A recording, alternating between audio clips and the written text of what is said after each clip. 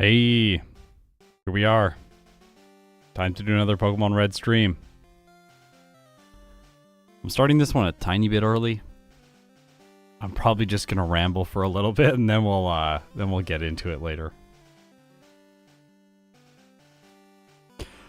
I think one thing I'm noticing, I did finish the Butterfree highlight supercut for yesterday. I finished it before the end of the day.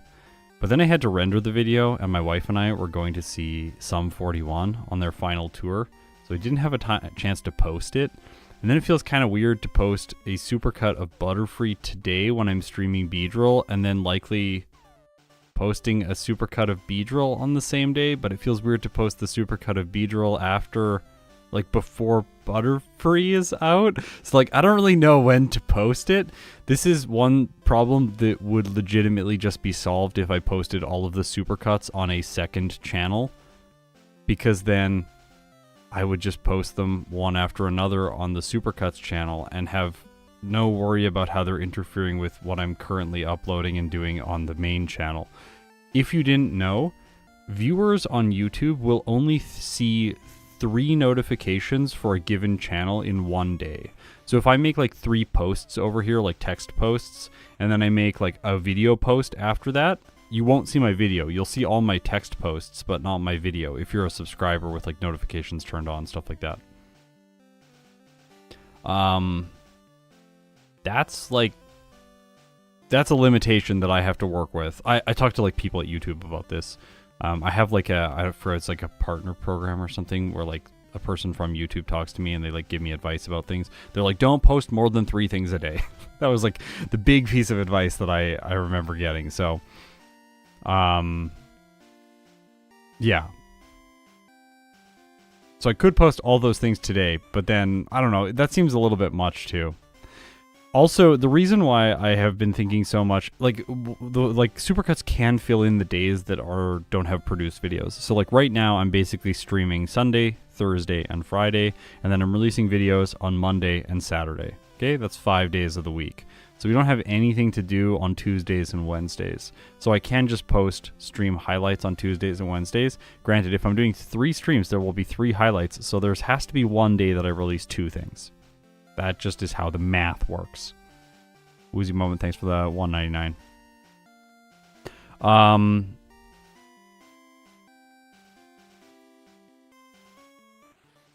Yeah, anyways, the thing that gets simpler about this, if there's a highlight channel, then I just upload them on the highlight channel whenever they're ready, and I don't really care about how they interact with these uploads. It's probably going to become that. I'm going to keep releasing them here on this channel for this month, just so that I get at least a full month of analytics and I can like go and reflect on my choice in a way that actually is data focused instead of just purely a emotion. The other reason I really want to release the stream highlights the day that I do this stream is simply because I know there's a lot of people who like see the stream come out and they get really excited. And they're like, oh, I want to see that, but I don't have 5 hours to watch a stream VOD. So it would be nice to just have them as 2 sort of companion pieces of content where the highlights get released really soon after, and then someone who's excited about watching the stream but doesn't have the time, like 2 hours after the stream or 3 hours after the stream, there's a highlight video and they can just click on that and watch that. And then like they don't feel like they're being left out. The experience that you have with my stuff is really important to me, so I want to make sure that I'm serving you well. Sith, that sounds like a recipe to burn yourself out. No, it's not. Luckily, I have people that I hire to help me with these, so there's a ton of stuff that I don't have to do. Like, it's just going on in the background, so that helps. But also, it takes me like an hour or 2 to make one of the highlight cuts of the stream. It's not like it's like takes me 5 hours to do it after a stream. If you think about it like a work, like just conceptualize it as a work day. So like I have to do work.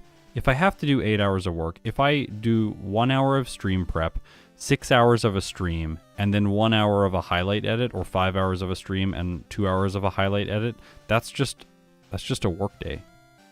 8 hours. I'm actually working less on the channel right now than I have throughout the entire history of the channel. I'm taking more time to just relax and do fun things, like seeing bands that I like at night. But like up until this point on the channel, I have been working like 10 to 12 hours a day, 7 days a week. Just like every day, all the time, unless my wife wants to do something, then I take time off. That's it. Okay. Anyways, I want to get the stream highlights out as soon as the stream is done, essentially. There is a way also to do this very quickly, which is one of my editors, like, let's say 3 hours into the stream, I just pause the recording, start the recording again, so there's the first chunk of the stream. That's a video. While I'm streaming, my editor takes that first 3 hours of the stream and makes the highlight out of that. And then as soon as I finish, the last like hour or 2 hours of the stream also becomes a video file, and then we just make that into a highlight. And then it's like the stream highlight video could be out within 30 to 40 minutes of the stream ending. Because we can do this kind of like rolling production. It depends on what process you're implementing. Honestly, I don't think I'm very good at playing the game. I think I'm okay at designing things around the game and around YouTube. I think I'm okay at those things, but I think I'm actually quite good at behind-the-scenes production stuff. That's why we're able to make so much stuff now with the exact same amount of time input that we were putting in like 2-3 years ago. Anyways, Beedrill.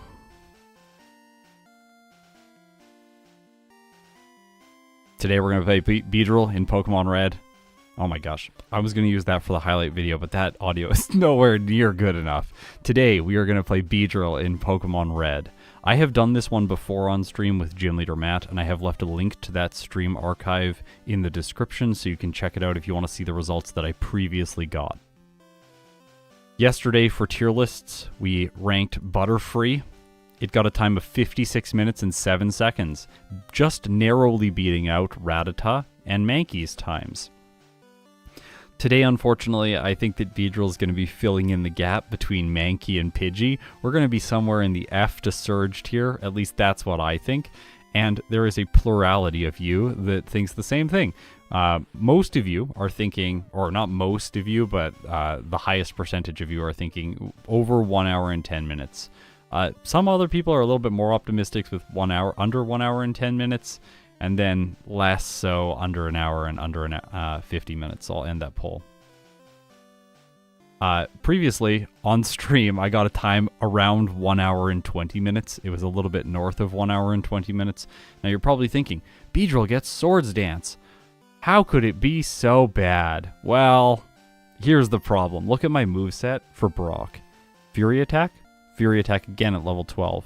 Focus Energy, which is glitched, lowering your critical hit chance at level 16, and then Twin Needle at level 20. Beyond that, we get Rage, Pin Missile, and Agility, not particularly useful moves. We have a medium fast growth rate, which is not great in the early game, and our base stats are not very good. 60 HP, 80 attack, 40 defense, 75 speed, giving us a 14.45% chance to crit, and 45 special. Through TM and HM, we have limited options, but good options. Swords Dance, Takedown, Double Edge, Hyper Beam, which we will talk about, Mega Drain, Mimic, Swift, and that's pretty much it. Maybe we could use Cut at some point because we don't really get a good normal move until later into the game when we arrive in Celadon City and get Double Edge, but even then it has Recoil. Swift might be the better option for that, but Cut is only 10 base power less, and it's 95% accuracy. It's not a good move. You can't delete it in Generation 1, so I don't think it's going to see play. Also, Hyper Beam. Remember, you have to buy coins 50 at a time from the game corner. It is so slow. There is no option to buy 500 at a time, and that is the only way to get the Hyper Beam TM.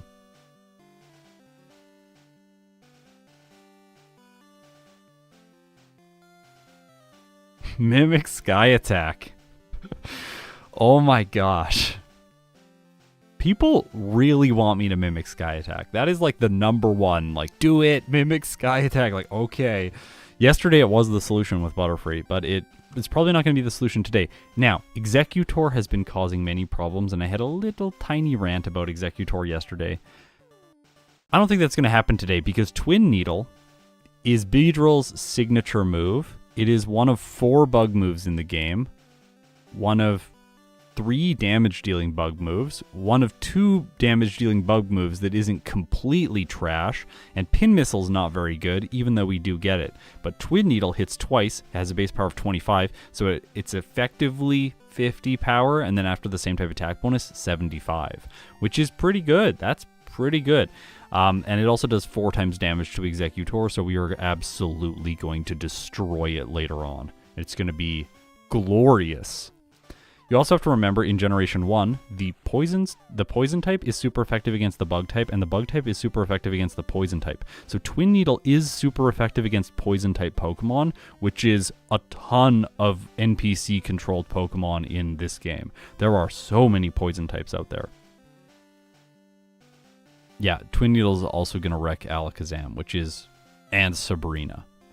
We don't need to worry about Psychic types as a poison type, which is nice. One other thing that people might not know is that Rock type does not resist the Bug type. This always blows my mind. But, yeah, we should probably talk about Brock.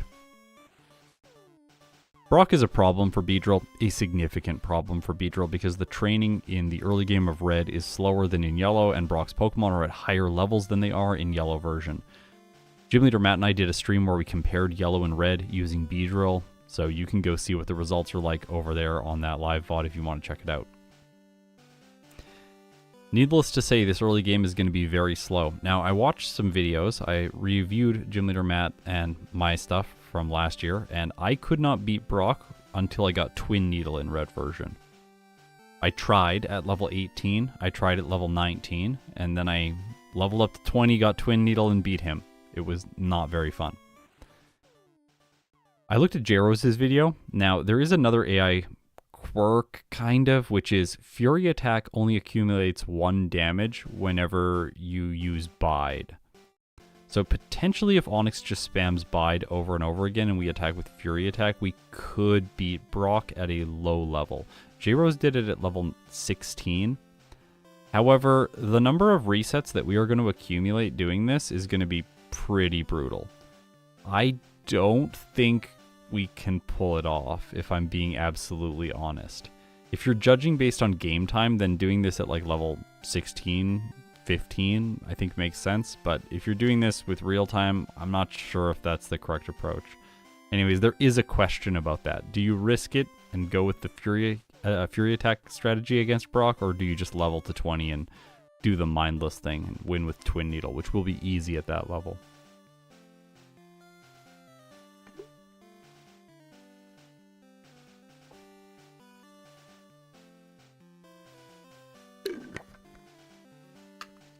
Okay.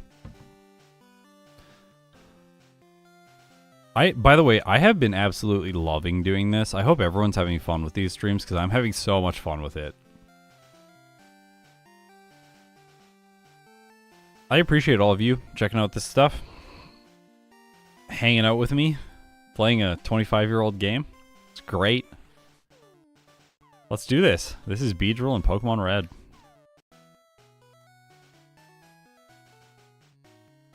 Also, Beedrill's front sprite's not great. It just looks kind of like a bee wasp thing, which I guess is what it is. I don't know. Skull Bash is not a good move. It does not raise your defense.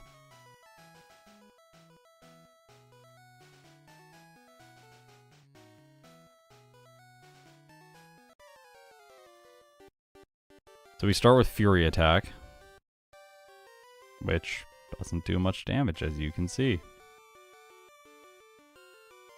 It's a pretty bad move, and it's unfortunate that we're going to have to use it throughout the majority of the early game to level.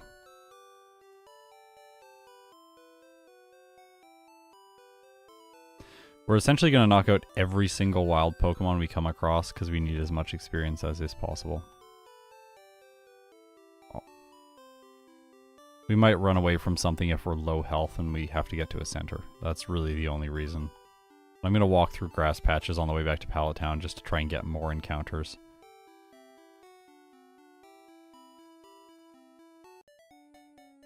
I have seen this back sprite a lot, actually. I did a Beedrill run a long time ago at the start of the channel. It's in Pokemon Yellow, though.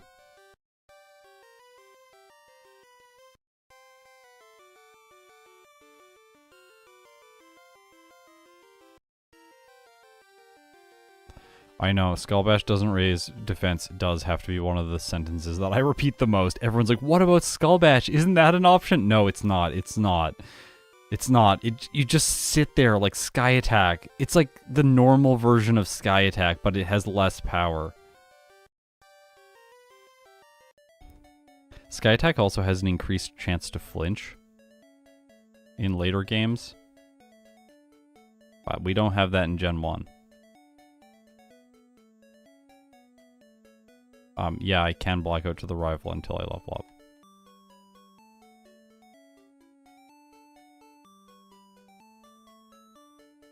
I want to make sure that I can actually beat the rival, though. So I'm going to go to level 8. Damage running thresholds matter a lot more at lower levels. So I'll dramatically increase my damage going from 7 to 8. We'll do that leveling on wild Pokemon. Here is okay because there's Rattata, which give decent attack stat experience. And then once I've got to level 8, we'll fight the rival on Route 22. Block out over and over to him. That'll give us as much experience that's trainer boosted in the early game. And then we'll head to Viridian Forest. We'll clear out all the trainers there and then hopefully continue blackout training on either the junior trainer in Brock's gym or probably Brock himself. Because we could luck through and get a win. And it's going to be slow knocking out his Geodude, but at least we're like rolling the dice on Brock over and over again. Fighting wild Pokemon, I've done that approach before and it didn't work out particularly well for Beedrill's finish time, so I want to try an alternative approach today. So we're going to buy stuff here just because I'm about to do blackout grinding. Well, we'll spend it all. Sorry, Mom. Spent all my allowance. No. I hate this move. Alright, rival.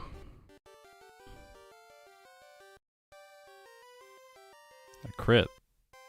Gust is not a flying type move. Oh my gosh. I get no experience for that. That was terrible. Just a terrible rival fight. I'm so sad about that. Alright, let's try this again. Come on. Ah, Fury Attack is such a disappointment. Now, are we gonna win now? Not get any blackouts here? Yeah. Alright. Fine.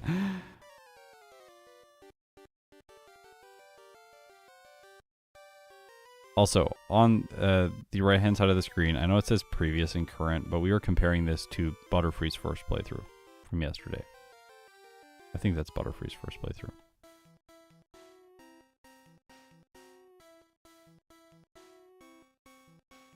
That was great blackout training. We lost once, and then we won. And we lost getting no experience, and then won getting all the experience. Just what I always hoped for.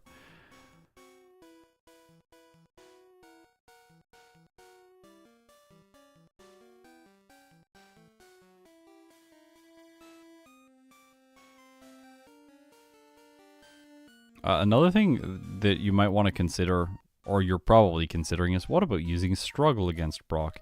Isn't Struggle a great idea because it's typeless? No. In Generation 1, Struggle deals typed damage. It deals normal type damage, which is very frustrating. So for some normal type Pokemon, you get the same type attack bonus against Brock, and you can beat him pretty quickly using Struggle. But in the case of Beedrill, we will not get the same type attack bonus with Struggle, and it won't be very good. And like, if Struggle does 2 damage per hit, but Fury Cutter, or Fury Attack, sorry, oh my gosh, I'm gonna get these two confused so much. If Fury Attack is doing 1 damage per hit and it can hit up to 5 times, that's much better. Blaine will be roulette. No, Blaine's bad in this game. We're gonna be fine. We're gonna be totally fine for Blaine, I think. Hey, this is looking promising for some blackout training. He actually has to attack me, though, because I have no way to make him waste time. No! Thank you. Okay.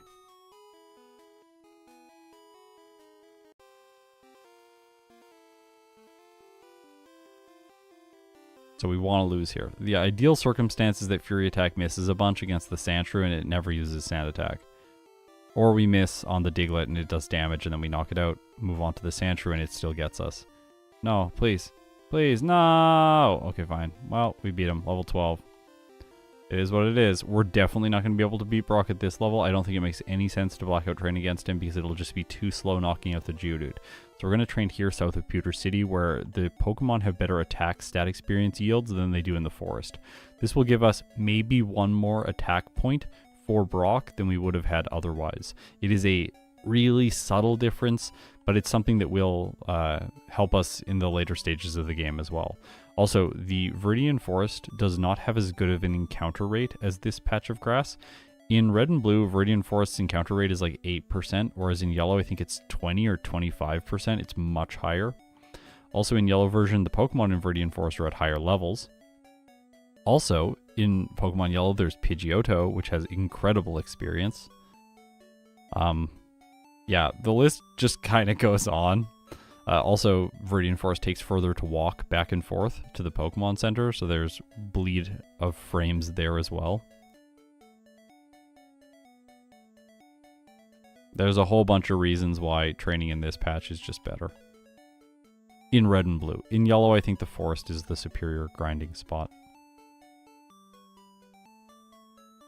I think 15 over damage rounding threshold is the first time that we start fighting Brock with Beedrill, and then we see what we can get done at that level.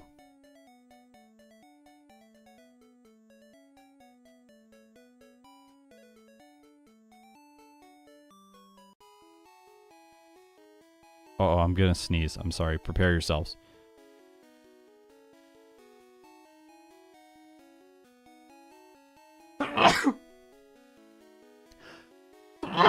Oh my gosh. Sorry about that.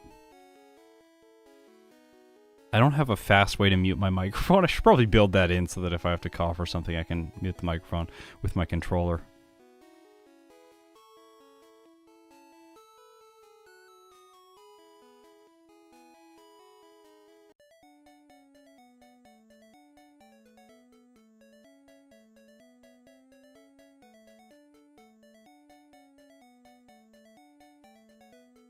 Some people will pay you for a clip of you sneezing.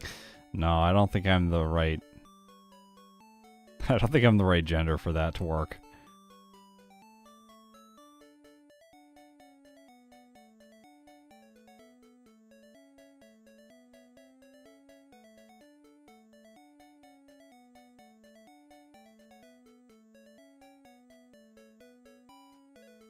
Zorafin, I played this run on stream last year with Gym Leader Matt.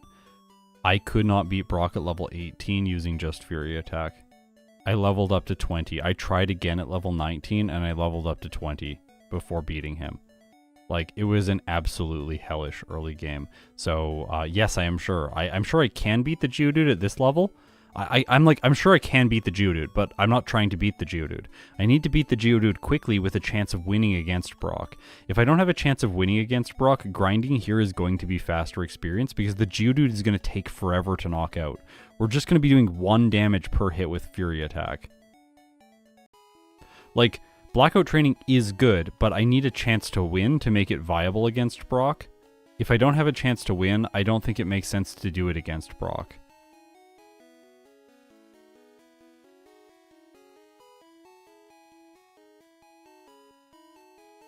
No, the AI chat summary thinks this is the Let's Go game. Genuinely, AI feels like the most useless tool. Everyone is so hyped about it in like the business world right now, and it is so fundamentally useless. Someone said AI right now feels like an intern that you have to supervise when they do any task because they're probably going to mess it up, but it's kind of helpful to have them around just because sometimes they might do it right. The problem with AI right now, in relation to interns, is that interns actually learn things. So by the time that they've been with you for like 6 months, they're actually pretty decent at some basic things. Whereas with AI, it's still just like first day syndrome every single day. Oh my gosh. AI is great for programming. I think that that's the one amazing use case for it right now that I have in my life, at least. Like whenever I'm doing programming stuff, I can just ask it questions and That's a lot faster than me like searching through and reading a bunch of documentation online. But I don't know. It's like when they're like rolling out like, oh, we're going to have like AI news summaries. Like, please no, please. We don't need this. Like, I need a human to write my news. That's very important. Oh my gosh. Anytime accuracy is important, like encoding accuracy isn't important because if it makes a mistake, hopefully you can just find the mistake and fix it. Or if it makes a mistake, you can just ask it again. Like, that's fine because it's doing like a creative task. But I don't know. Can rant about this endlessly. Again, my theory is that real world AI will be easier to solve than text-based AI. And everyone just thinks that text-based AI is going to be far more useful right now because we like approach the ability for it to be useful faster. Whereas real world AI, it does not seem like it's going to be useful. It's going to take a lot longer for it to be like, oh, actually a robot's walking around. That's cool. But like in the real world, the robot doesn't need to walk around perfectly. Humans don't walk around perfectly, but they still navigate the world and do it successfully. Whereas like if you're doing someone's accounting and you're just like, well, the numbers are kind of right. Like, well, like they got to be exactly right.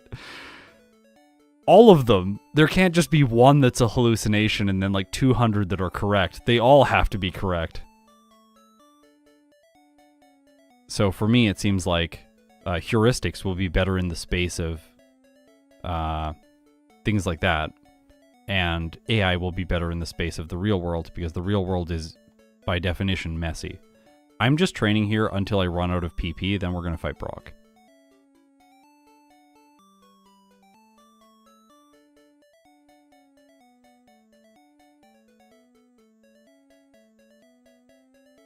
I don't know, this AI stuff just like, the more I look at it, the more I'm just like, this feels a lot like the .com bubble where everyone is so hyped about something and it's like, well, like, maybe you should just temper your expectations a little bit. Like, we got some cool stuff going on. I'm sure it will be useful and it will be amazing in some ways, but it's like, I think a little bit overblown right now. Anyways, those are Scott's financial thoughts. None of this is financial advice. I'm literally playing Pokemon right now. Okay, Brock, here we go. Let's see how this goes. This is level 15.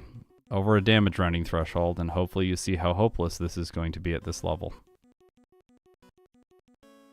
So, Geodude could potentially use Defense Curl on every single turn, and we could hit every single Fury attack, and we could knock it out. Then Onix could Screech or Bide every single turn, potentially missing some tackles here and there, giving no damage to Beedrill, and eventually we would win. Also, hopefully you see now why knocking out the Geodude for experience is not the best of ideas. Also, we learned Focus Energy here, so we don't have a chance of winning now, because we're going to have to spam out all of the uses of Fury Attack before we even get to attack the Onix with Struggle. So, potentially we could go back now and deplete all of Fury, Focus Energy's PP, and then come back, but that's probably not going to make a lot of sense either. So maybe Blackout Training doesn't even make sense here, because we're going to have to spam out all of Focus Energy every single time before we come back to Brock.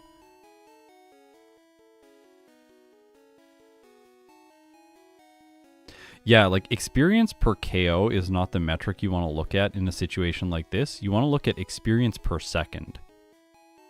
Like, are we getting better experience per second knocking these Pokemon out or knocking the Geodude out? And I think the answer is we're getting better experience per second knocking these Pokemon out. Because we also get, what's the best way to say this? We get a little bit of stat experience every single time we knock out one of these Pokemon.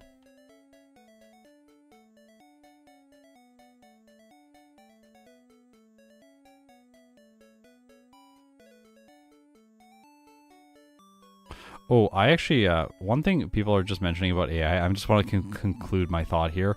Then I promise I will move on from this subject, but because I think that like when you look at AI, the number of people that are excited about it is fairly low in relationship to the number of people that are really angry about it. And that's a fundamental problem because when you're a business, like the most powerful thing a business can have on its side is everyone who uses the business's services, or even just people who don't, If those people really want the business to succeed and they're like cheering for the business, then the business is far more likely to be successful.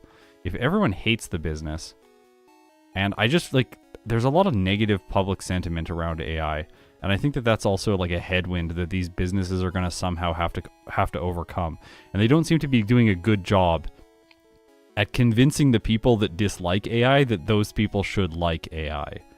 And I genuinely think that they should be making an effort. But anyways.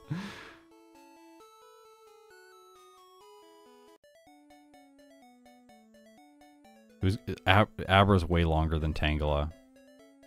Rosie's singing for us. I don't know if you can hear her. She's in the other room, so she's kind of quiet.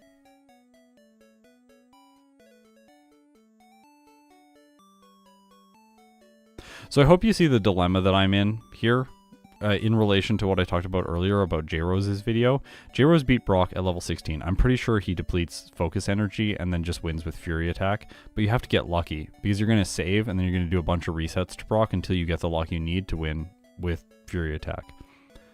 The issue with that is it's really inconsistent. And the only real consistent play here, I can't just blackout train to Brock because we have focus energy. We would have to deplete 30 PP before going and fighting Brock and getting 1 Geodude worth of experience, which is like 220 experience and is going to take like 3 minutes to get that. Obviously, this is not viable. So our choices are essentially deplete focus energy at level 16, save before Brock, and reset over and over again until it happens, or train to level 20 and get Twin Needle. Because there is no meaningful advantage to being any of the levels between there. Like, you could do it at level 18, but why? Why wouldn't you just do it at level 16 then? Because you're waiting for luck, and like level 18 is not going to make the luck any better. Or it might make it better, but only marginally better, and it's not worth the time investment at that point. You can blackout train on Brock with just Fury Attack. No, you can't. I just explained why. You have to waste all of Focus Energy's PP. If you're saying I can blackout train on Brock at an earlier level, why would I do that? Because the Geodude takes so long to knock out with Fury Attack. It's going to be faster to just knock these Pokemon out at early levels. And we tried to blackout train on both Rival 1A and the Light Years Junior Trainer. I assume you just joined the stream and you're lacking all the context.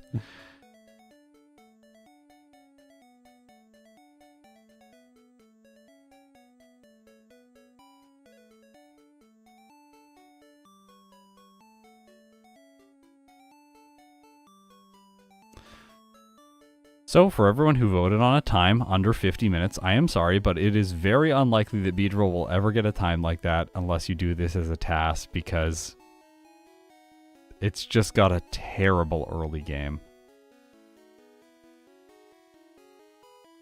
Yeah, we could potentially save the junior trainer for after Focus Energy and then farm him for a lot of experience. I think I'll probably do that in my second run and we'll see what happens.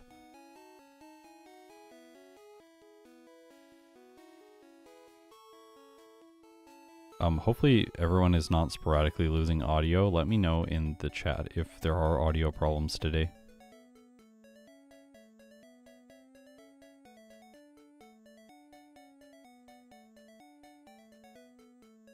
I had problems with my audio interface before where it kept like disconnecting for some reason and my voice would just drop out, but I have since then bought 2 new audio interfaces.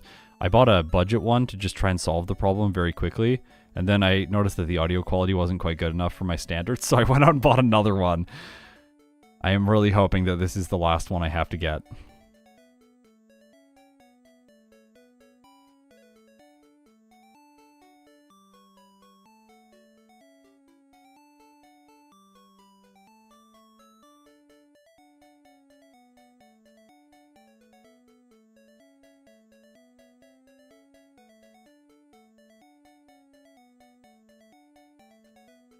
Oh, like, yeah, I can knock the Geodude out and then blackout later, but, like, it's not time efficient. We're talking about all this in the context of, like, what's time efficient. That's everything on my channel. Again, I'm just going to assume you're a new viewer.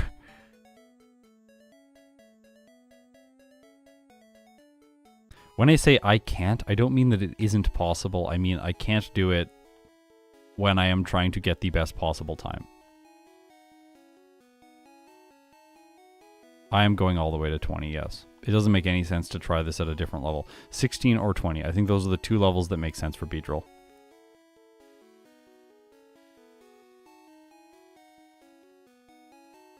Yeah, unfortunately we don't have cat cam anymore because Rosie destroyed the cable for it and my headphones yesterday. So I have no more headphones. I have no more cat cam. That webcam got me through a lot. It was around back in my StarCraft 2 days, so it was over 10 years old now, but unfortunately it had to be retired. I tried to see if the cable was replaceable, but it doesn't look like it is. It looks like it's attached to the webcam itself, so I think that's it.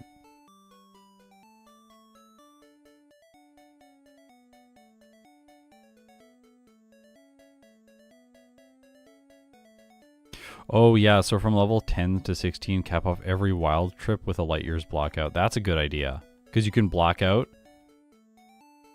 You can block out to the light years junior trainer using struggle and get a little bit from the Diglett. That's a really good idea. Why using focus energy isn't worth using on Onyx Bide just because focus energy. Yeah, you can use it to stall out Bide, but we don't want to. It's actually better to attack into Bide with Beedrill because Fury Attack only accumulates one of the hits into the Bide counter. So Bide does very little damage even if you're using Fury Attack. It just makes sense to go pure offensive against Brock. Focus Energy doesn't have the same utility as it would. Please, go and watch the other stream that is linked in the description. Skip ahead right now, open it somewhere else, mute me over here. Go watch that stream. Watch my attempts against Brock at level 18 and 19. I lost both of those levels, so I leveled to 20 in the previous stream, and we're going to do that again.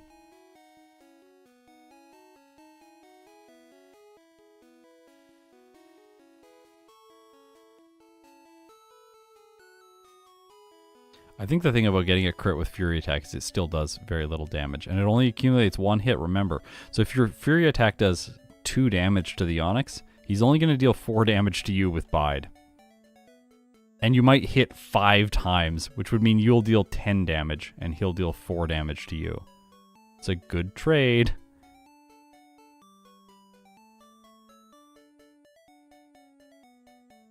I was thinking about this the other day, but like, Weedle starts with Poison Sting. If you catch a Weedle and then evolve it into Beedrill early in the game, you can poison Brock's Pokemon. But he has 5 full heals for both of his Pokemon. I wonder if the developers implemented full heals on Brock just to make Beedrill worse. Like, I'm genuinely curious about that. Did they like playtest the game early on and they were using Weedle and Beedrill and they were like, wow, this is actually kind of easy if we just poison him right away? Well, let's just fix that and make him like add full heals. I don't know what happened with Butterfree then because they gave it confusion, but like, I genuinely wonder, why did they add the full heals to Brock? Like, what purpose, what thought process? Because some intelligent human, maybe I'm making an assumption there, but I assume that some human made the choice to give him full heals. Why did they do that?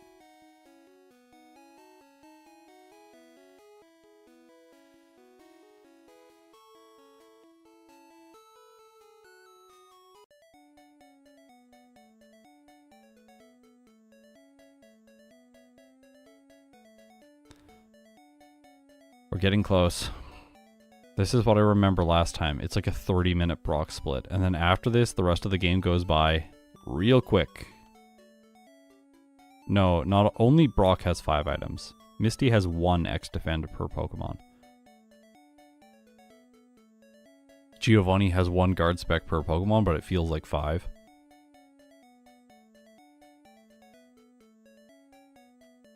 Yeah, at least it's not Latios, yeah. There's no fear of running into a shiny Pokemon here, too. That's nice.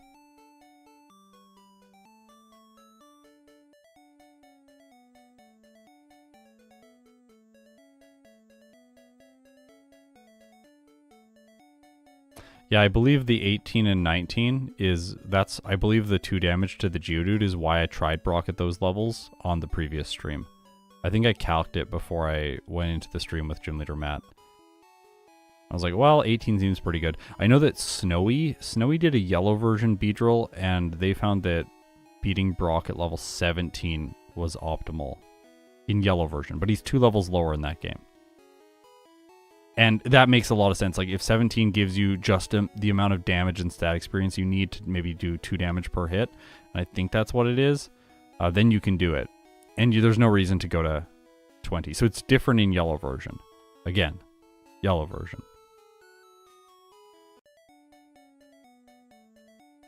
But in red, this is just the worst.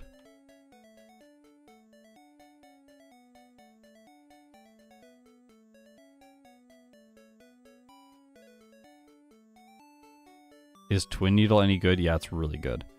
Twin Needle is one of those moves that I wish was on more bug-type Pokemon in this game. Like Scyther or Pinsir with Twin Needle would be ridiculously good in yellow. They would become really good Pokemon in both of these games. But unfortunately, we only get it on Beedrill. And then like Beedrill is disappointing. If it started with Twin Needle, its signature move, it would breeze through Brock and it would actually be a really good Pokemon because it has Swords Dance. Alright, we gotta, like, get out of here, this music. I'm just gonna hear this music endlessly drive us crazy. We're almost done. We're almost done.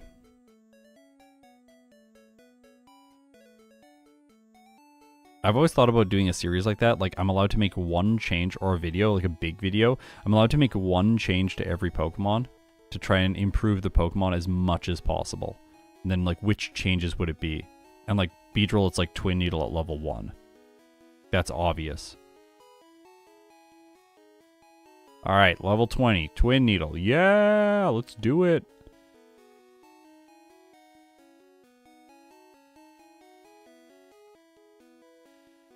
Now we save. We just reset. We don't need to... Resets are always a little bit faster than blacking out. Look at that. Look at that. This went from, like, annoying and slow to just, like, completely easy.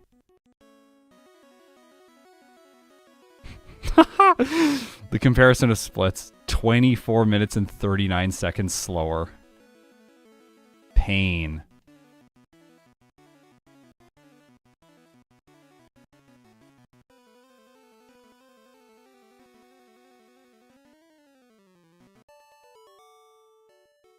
Yeah, that's potential. There's potential to do Brock at level 19 when you're just about to have enough experience to level up for the Onix. Still, I don't know if that actually saves time because we're going to have to just beat the Geodude really slowly, whereas we could just do a little bit more training. Probably what you're suggesting is a little bit faster. But it's not going to be faster by a lot. Maybe like 10 seconds. But like, this is really satisfying now. We're over-leveled. We're just stomping everything because Twin Needle is amazing. It's so much better than Fury Attack. So much better. I don't know if anyone can tell, but I sound a tiny bit hoarse today. I was at a Sum 41 concert last night. Hey, we did first ball on the Spearow. That's awesome. So I was screaming a lot. I got really hyped. Especially when they played Underclass Hero. That's my favorite song. I love that song. This yellow palette is offensive in the cave. My eyes are offended. It's absolutely brutal. This is so yellow. It's so yellow. Why is it so yellow? Well, I made it yellow, sorry. I should probably test the cave areas and just make sure that it's not going to be completely unwatchable. So we're gonna do this section of the game on minimum battles. Oh, I have to turn off encounters here, sorry. My fault. I need to write a snippet of code that does that automatically. After you catch the Paris. If you wanted early encounters for the early game, but not after Brock. Because right now the early encounters code is also doing Mount Moon. Alright, check this out. Twin Needle. Twin Needle. Twin Needle. Isn't that satisfying? This move is great. Yeah, Mount Moon's made out of cheese today. Alright. Imagine if this was what Pokemon Yellow looked like. I bet there's a world where this is what Pokemon Yellow looks like. Or they didn't actually implement a dynamic palette. We just got the same palette the entire time. Aw, just barely. Okay, we're gonna fight Misty because Twin Needle is super effective against Starmie. Cool, right? Alright. Starmie, or Staryu, we're gonna 2-hit, and then we are going to 2-hit the Starmie as well. Bubble Beam did okay damage, but not enough. Unless she crits, we win. Simple.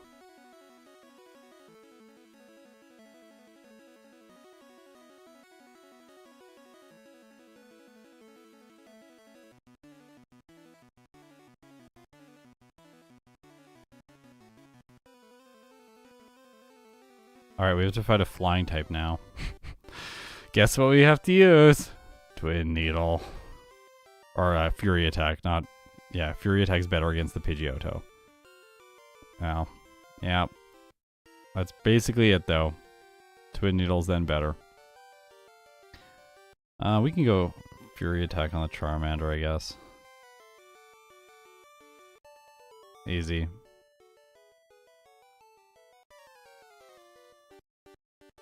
The game determines what background music is playing. That's my snarky answer. But it's the actual answer. The game stores in RAM the ID of the track that's currently supposed to be playing, that is playing in the game, and then our software just looks at that and then plays that track.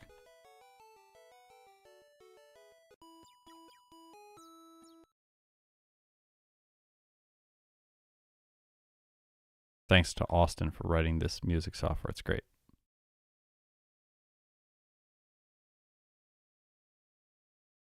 Did it just stop? Yeah, apparently, right as I say the software is great, it just completely, disconnects. This is the first time this has happened. That's so funny. Oh my gosh. What happened? Oh, it's so funny. Karate Chop's normal, by the way. Learned Rage. Cool. I'm going back.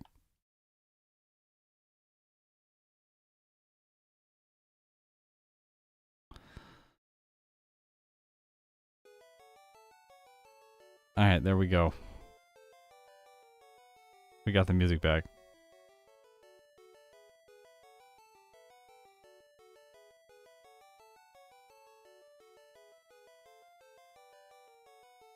If only we had Rage for Brock. I know, that'd be so much better. Which is a hilarious statement. I want Rage for Brock. It would make him so much easier. Yeah, it would.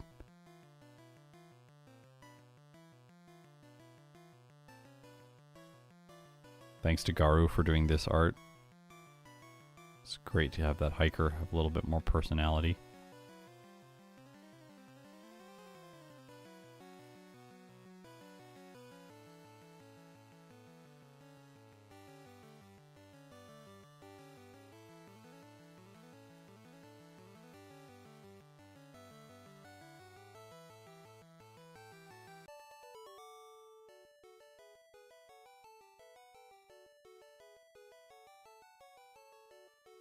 Yeah, I do bonk on purpose to try and make things easier on 4x speed. Like, you learn which areas you can navigate with, like, intelligent bonks. Like, bump into this wall, bump into that wall, and then you get through this area really smoothly without having to, like, do any precise navigation. Forward escape rope.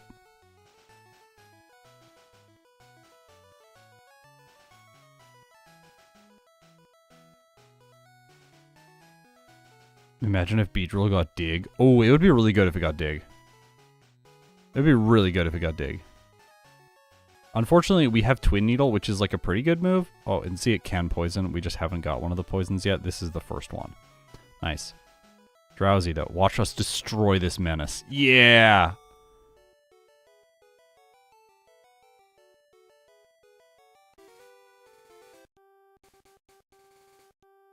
Wanted to make a stupid video at some point. It's like, you think minimum battles is the important metric? No, I beat the game on maximum battles.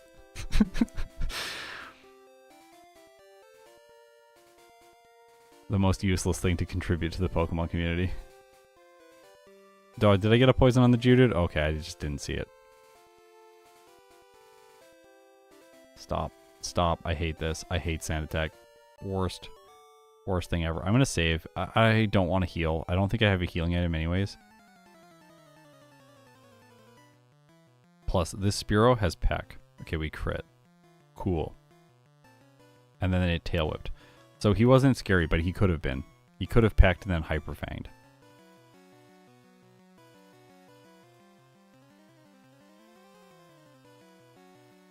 The reason we're not using the center is because we want to dig back to Cerulean City from the Poke Fan Club. We don't get Body Slam. We don't get Rest. We don't need them. Trash moves. For Beedrill.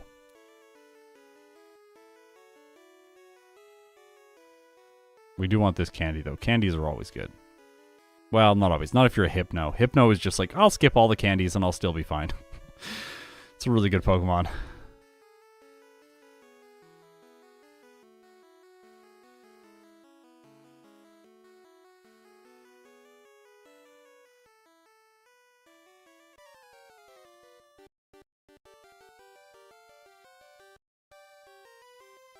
It says Twin Needle knocks it out faster, so I'm just going to go with this. 97.8% chance on the Eradicate. Oh, I'm so sad. I'm so sad. Should have used Ether. Well, we crit. So we're probably going to be fine. Charmeleon's going to spam Ember, which could be scary if it burns, but well, looks like we're okay. Whew, a little bit scary there. That could have been the first reset.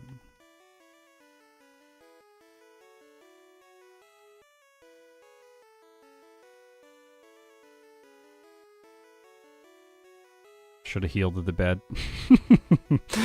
Yeah, I know. But the ship's gone now. We can't go back. I should have put the bed in my ROM hack for this year. I forgot to put the bed in the ROM hack. Actually, I didn't forget. The bed's been there the whole time. Okay, we're going to teach Cut first to the Paris. And then we're going to teach Dig to the Paris. So that Cut is in the first spot. And Dig is in the second spot. The HMs appear in the order that they're on the Pokemon's moveset when using them in the overworld.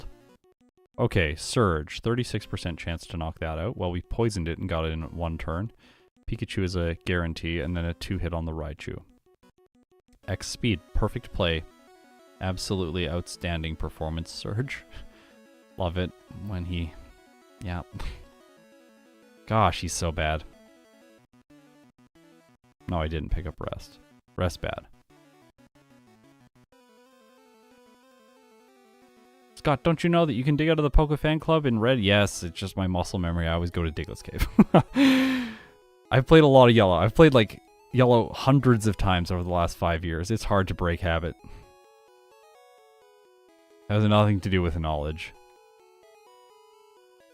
Alright. Grass poison types take 4 times damage from Twin Needle in this game, because both the poison and the grass type are weak to bug moves. So it's very satisfying obliterating these Pokemon, which are sometimes problematic with Beedrill. If only the time was 20 minutes lower.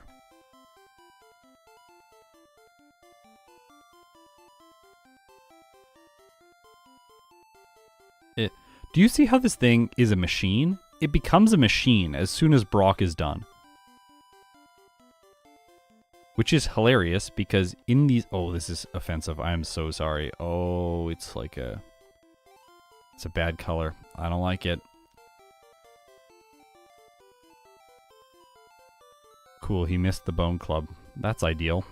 And we two-shot the Slowpoke, which were actually a problem yesterday with Butterfree. We're going to learn Pin Missile, but it's going to be unlearned fairly soon. It's not very good. Twin Needle is the superior bug move in this case. Because Pin Missile has 85% accuracy, and while it can do more damage overall, it's just not that good. You don't want to be missing. And Twin Needle is more than powerful enough once you start mixing in Swords Dance.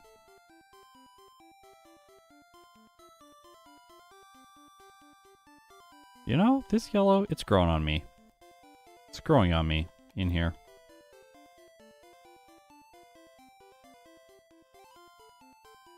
Yeah, it's kind of like a bee color combo in the cave. Yeah, uh-oh. We got Rock Throw on these guys. They don't always use it though, so, well, we can crit. Haha. Get wrecked. Beedrill's good.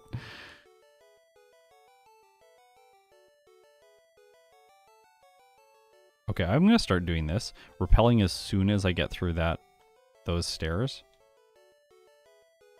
The reason is sometimes it messes up my motion, and then I bump into an optional trainer. It's happened like 2 or 3 times, and I think I need to correct for it. Not on these streams, but when I'm playing yellow, in repeated playthroughs, and then usually I just restart the whole run at that point because it's bad. You don't wanna be that unoptimal.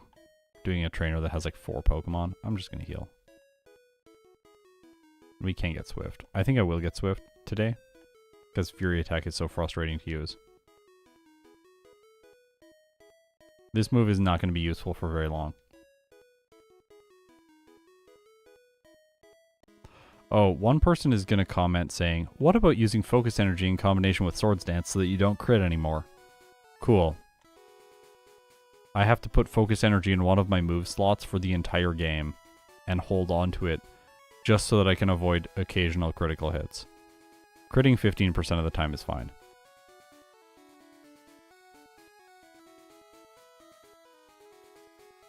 This is the kind of thing that's like really fun and cool in theory, but it never really has a practical purpose. I tried to use it with Scyther because it has ridiculously high crit rate, but it didn't work out well when I was trying to implement it. So I have tried to use that strategy, it just never seems to be the correct play.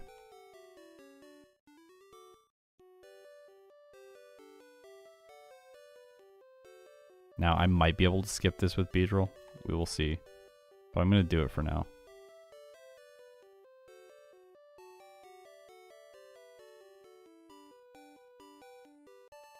Actually, no, I don't want to skip this. That's totally just a mistake. Because the PP ups in here are okay, the rare candy's okay, but the real reason we're coming in here is we want to get Double Edge.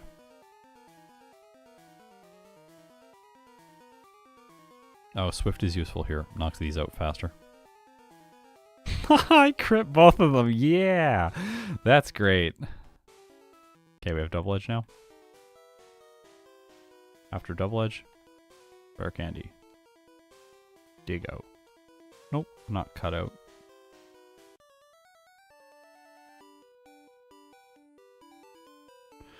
So, Zealous Pawn does this a decent amount. And other people have done this historically, like Van Man in the Parasect race, where the goal is kind of fight Erica as soon as possible because why not? She's usually not that good, and if you have super effective damage, you might as well take her on. Parasect has Leech Life, but it takes 4 times damage from Acid, so you have to be a little bit careful in yellow version. In this game, Erica's pretty bad against Beedrill, and we have Twin Needle, which is 4 times damage on Victory Bell and Vileplume. So we're going to knock them out in 1 turn. We're going to knock the Tangela out over 2 turns, but look at its moveset. Constrict and Bind. It's awful Pokemon. So yeah, Erica's really easy. Then we get the money and the Mega Drain TM before we go to the department store.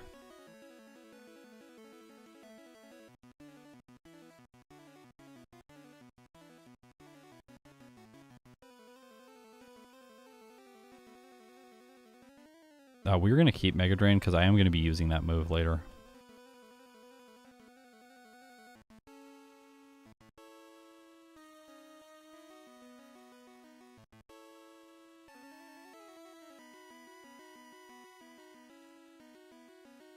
I think Protein make the most sense. We'll badge boost our speed eventually. We want to just do as much damage as possible.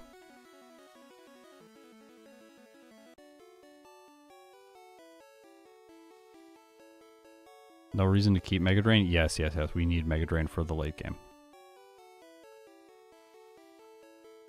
We want to be able to heal on the Rhydon, on the champion. I had some issues there last time.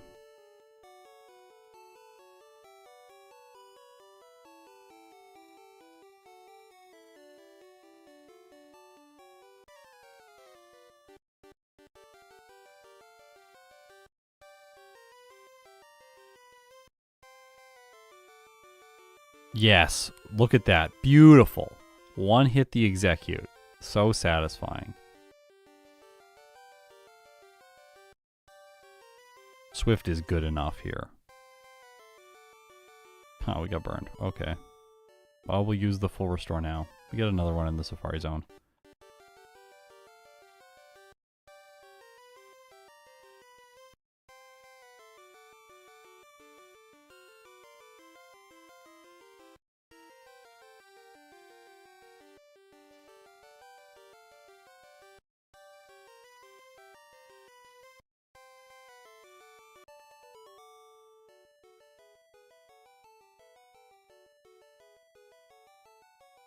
Agatha Jr. was really easy. Really easy. Because Twin Needle, one hits these ghastly. Agility. No, we don't need it. I carried agility on my set throughout the entire run last time on stream, and there was basically never a time when it was really useful. So it seems like great for badge boosting, but we just get Swords Dance. That's what we're going to use. Like, Swords Dance... Did I forget? Well, that's embarrassing.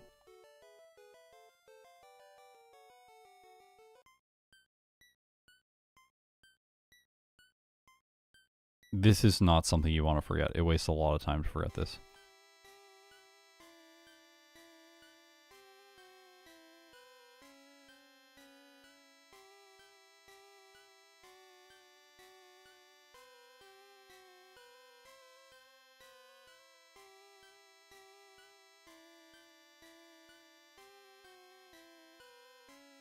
I haven't forgot that in ages.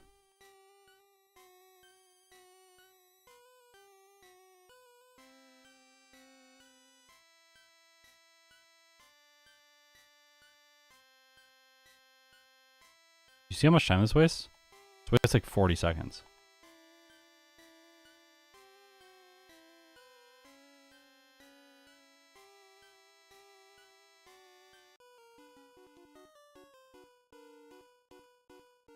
Alright, I'm teaching Double Edge over Fury Attack.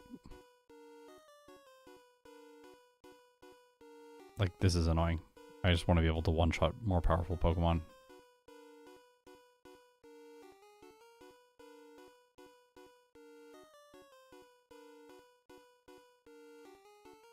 No, Jesse and James is like a jump scare. I know. After playing so much Yellow, then you come up here and you're like, whoa!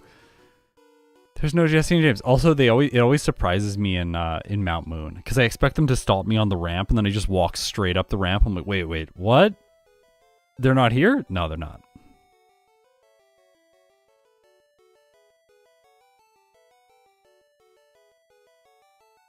See, Double Edge is useful there. Only had a 64.9% chance to one-turn the Raticate using Twin Needle. When I talk about multi-hit moves, I try and talk about them in the context of how many turns it takes to KO. No. We want to go get Swords Dance now.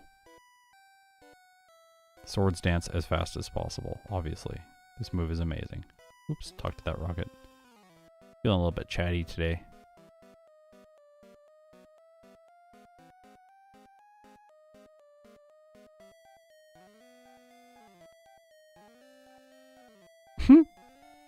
Yeah, that's effective. Low kick my Beedrill. Rare candy.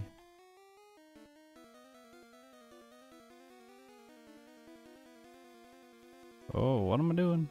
No, no. Went down one floor too many.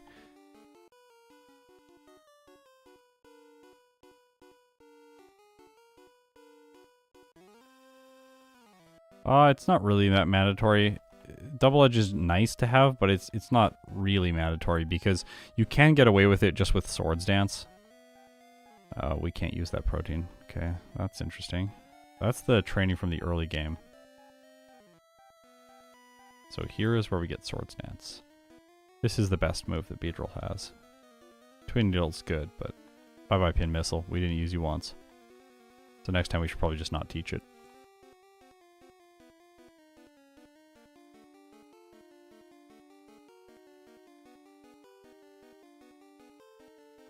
I think this is going to be one of the runs where we dig out of here and then we go do something else after getting Swords Dance.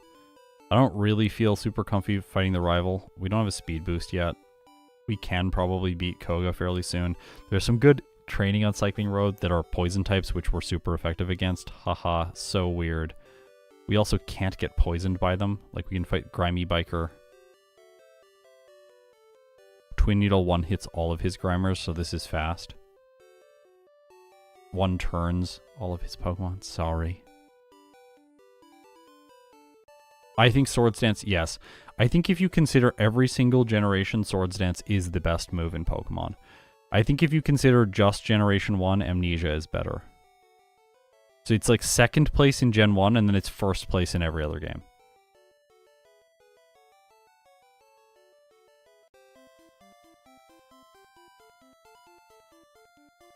Oh, I didn't want to fight this guy, sorry.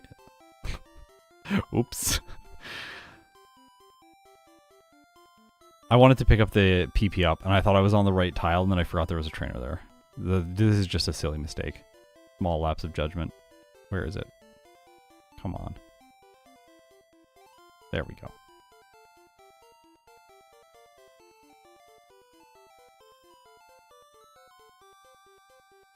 Now I have infinite PP with Twin Needle. That's another advantage to it. It's a great move that you have tons of PP with. We one hit the Wheezing 95%, or 1 turn the Wheezing 95% of the time with Twin Needle, so setting up Swords Dance here is not going to really save us time unless we get very unlucky against both Wheezing. It'll be the same number of turns. Now, we could debate if I do Swords Dance, maybe I will one-shot them instead of two-shotting them, which could potentially make it a little bit faster. Okay, remember this Juggler? He's sometimes scary. I want to get art for him at some point, the guy with 3 Drowsy and 1 Kadabra. He always switches his Pokemon. I don't know. I'm like throwing one of the Pokemon back and forth or something. I don't know how. I don't see that working, but maybe his Pokeballs have little drowsy faces on them or something. Anyways, these people are not going to be an issue. So we're going to 2-hit the Hypno, but the Hypno is actually less scary because it doesn't have Psychic, unlike the Drowsy, which does have Psychic. 40.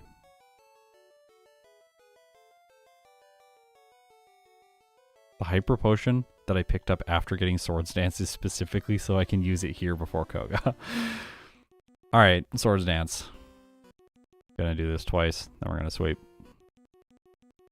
It should be a 1-hit now, or 1 turn on all of his Pokemon. Yep. Wheezing doesn't even get a chance to self-destruct, and with that I earn myself the 5th badge and a boost to my speed stat. So here's a difference between Pokemon... Oh, I didn't do the Safari Zone yet. I'm not used to doing things in this order. Here's the difference between Pokemon Red and Pokemon Yellow. My speed is 103 now after defeating Koga. Venomoth in Yellow version has 103 speed, and it has Psychic, and it's level 50. So Beedrill there would have undersped and got hit by a Psychic, whereas in this game, Koga was completely incompetent. A lot of people forget that Koga is really good in Yellow version. He's really good. One of the better gym leaders. I definitely have to do a gym leader tier list video at some point. That'll be fun. Oh, I can't use that. I don't know why I picked it up. Oh, well, Paris is going to be a little bit faster today. Zoom. Zoom, buddy, you're already real slow. Probably should have healed in Saffron City. I'll do it now. I want to dig out of Sylph and come back here so that I can fight Sabrina.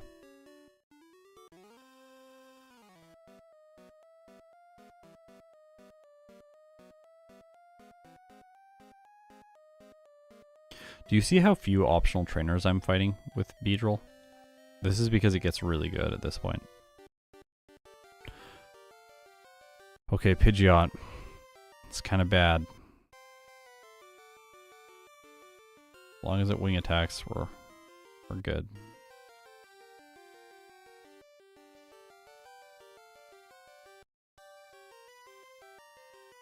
Oh.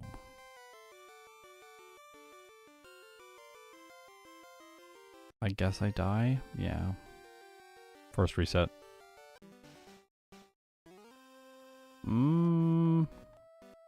This might be the moment for candies. Like, I'm not super impressed with my damage ranges there against the rival.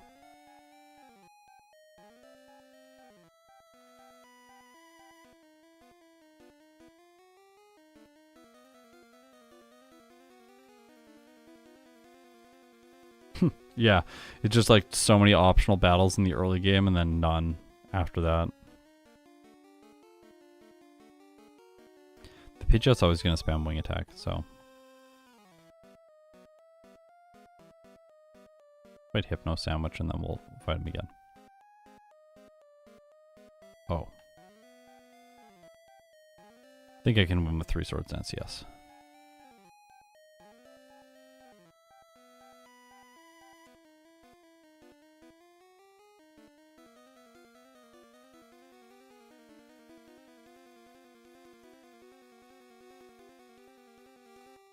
I just have to be more intelligent with where I'm getting my Swords Dances, because I wasn't there. Took a bunch of damage from wing attack when I shouldn't have. I think we just make this a 2-hit and then we knock it out, so that we only take 2 wing attacks. Now the Execute is kind of bad, so yeah. So it has Reflect, which is super effective against Beedrill, so it's only going to spam it. And from there, things get a lot easier for us. We have more health now, so we can double edge the Charizard. Oh! That was bad. We crit bypassing our Swords Dance boosts, and then he crit knocking us out. I do think this is the strat, though. Oh, well, that's not good. If the Pidgeot crits, I think just reset. Save time. No, Sandslash is bad in this battle. You don't have to worry about Sandslash and Yellow in this battle. It gets worse only when it's the champions, because then it has Earthquake. That's more like it. Alright, don't crit. This is not the moment to crit. Thank you. That's what was supposed to happen before. Yeah, we did +4 before on the Charizard, and it wasn't enough. So we basically figured out that you need +6 there. You just want to 2-hit the Pidgeot.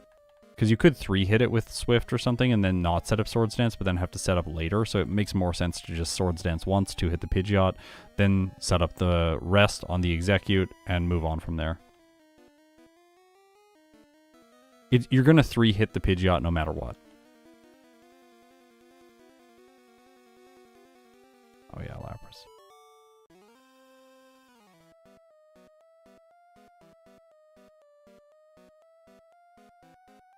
Thank you for the 1 gifted membership. Ektar. Well deserving.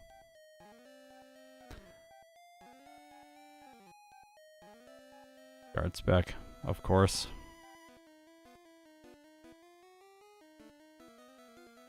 So I could probably teach Mega Drain by this point in the place of Swift, just for the Rhyhorn, but Swords Dance also accomplishes the same the same goal. Took me a while to get that one out. I managed it though.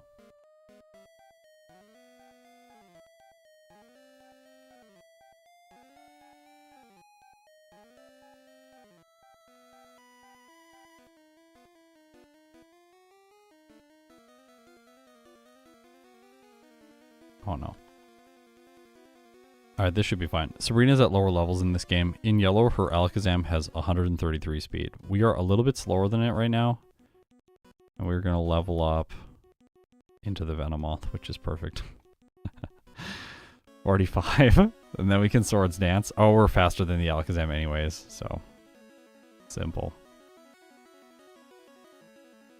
Easy.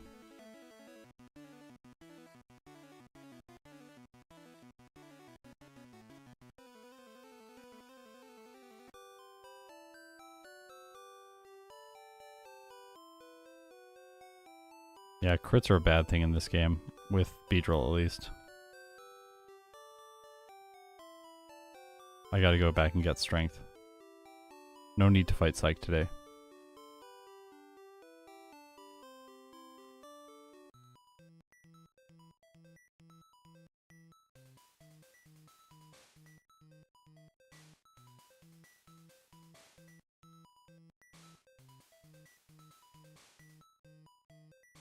Okay, won't have any effect. You see how ineffective vitamins are after we do all the early game training for stat experience? Remember, how stat experience accumulates is when you knock out a Pokemon, its base stats are added to each one of your stat experience quantities. So if we're knocking out a bunch of level 2 Pidgeys, we're gaining stat experience more quickly than we would be if we're knocking out like one trainer Hypno. We're gaining regular experience slower though, so we're leveling up at a slower rate, which is why Beedrill's time is so bad. Because it has to take really slow training in the early game to get through Brock. But it gets tons of stat experience, so vitamins become ineffective in the mid game.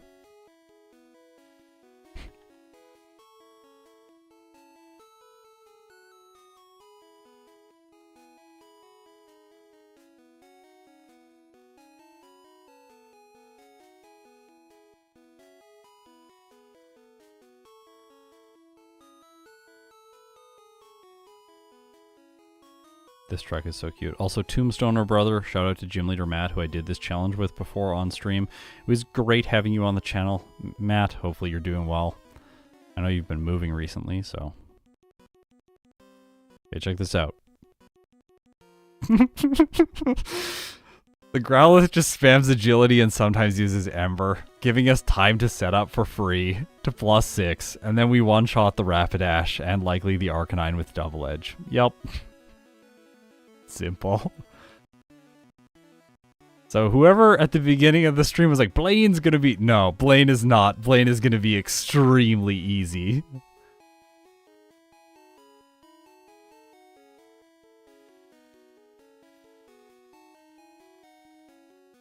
Yeah, Blaine is absolutely brutal in yellow for Beedrill. Absolutely brutal. With one of my runs, when I did Beedrill versus Butterfree, that's like in the first year of the channel, or it's just at the beginning of the second year of the channel, I had to use Hyper Beam to beat Blaine to try and do it as consistently as possible. It was absolutely a nightmare. But Red Blaine is just terrible. This guy has no idea what he's doing. I don't want to use Double Edge.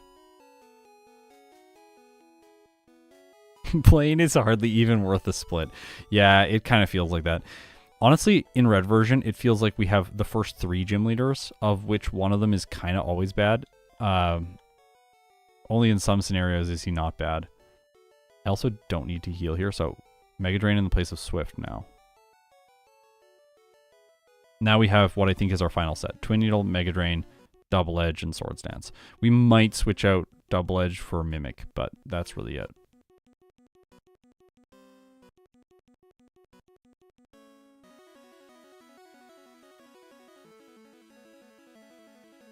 Remember, Twin Needle is neutral against Nidoqueen and Nidoking.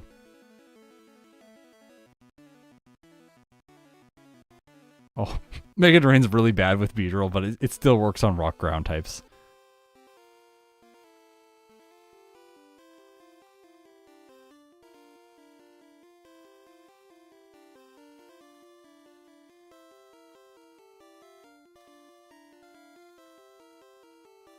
I don't know, did I get strength? It did.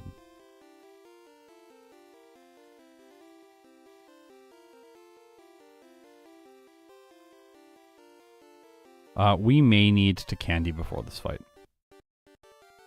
No. Ground resists bug, I think. Or bug resists ground? What is it?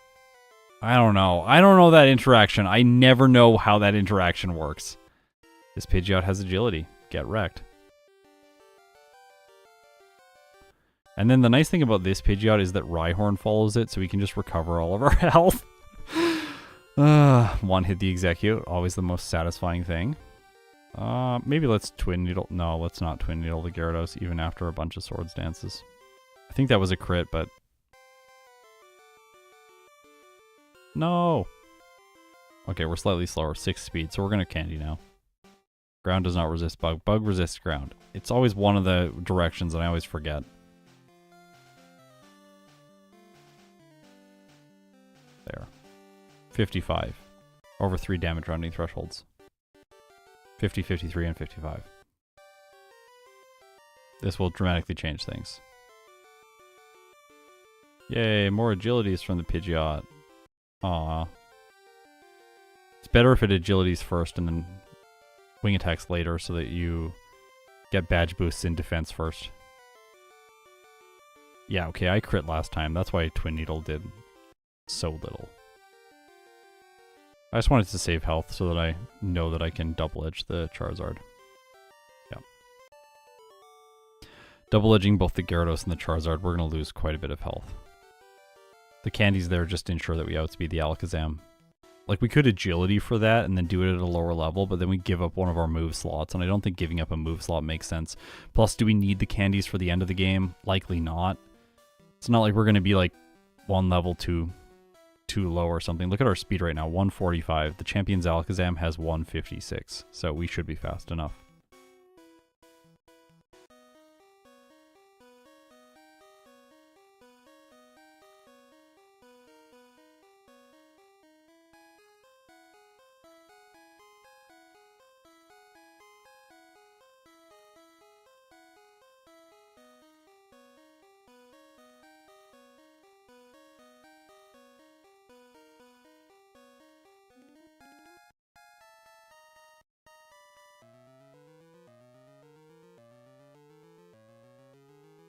Always use the repel first, so not like I did there. Because using strength automatically closes your inventory and returns you to the overworld, but using the repel does not. Watch it here. Returns us to the overworld.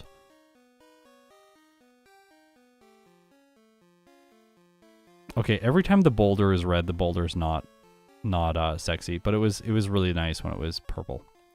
That was a great boulder.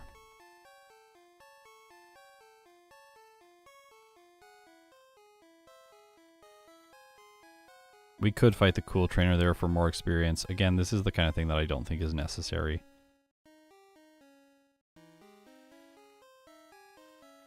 I think I did get the rare candy in the warden's house because I had 10. You're supposed to have 11. Maybe I didn't get the candy. It doesn't actually matter. We can look at it after. I don't think this is going to be important. I'm like pretty confident with Beedrill at this point because we have Swords Dance. Swords Dance is really good. I did? Okay, sweet. Alright, Lorelei. Dugong. Dugong likes to use rest when you're a poison type, especially in red and blue. Which essentially just gives us free setup during this fight.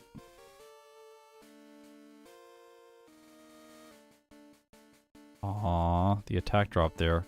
That gives us another badge boost, and then we can recover our health. And then we are super effective against the Slowbro, and against the Jinx, which is really satisfying. We're going to double edge the Lapras, just to ensure that we knock it out, but very easy Lorelei. I think she is one of the hardest trainers in red version, but not for Beedrill.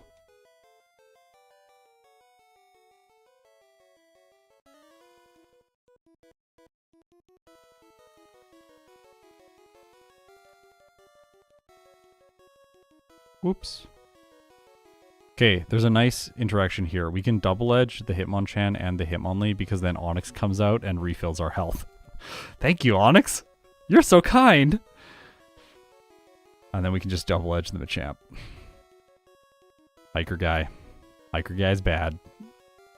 If we have learned anything in these videos, it's the fact that this guy is bad. The splits are compared with Butterfree 1. Okay, this could be annoying, depending on how luck goes. But we got set up, so things are working well for us. Just hoping now that I one-shot the Gengar. Come on. Yep. Easy. Oh, Beedrill. The Brock split is so painful for this Pokemon. I am so sad about it.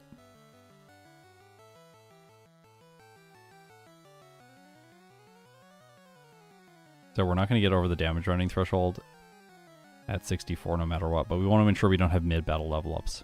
No. Mid-battle level ups. Yes, I said it in the correct order. Oh my gosh. I have a complex around saying that phrase. Hey. We can't use anything else though. Yeah.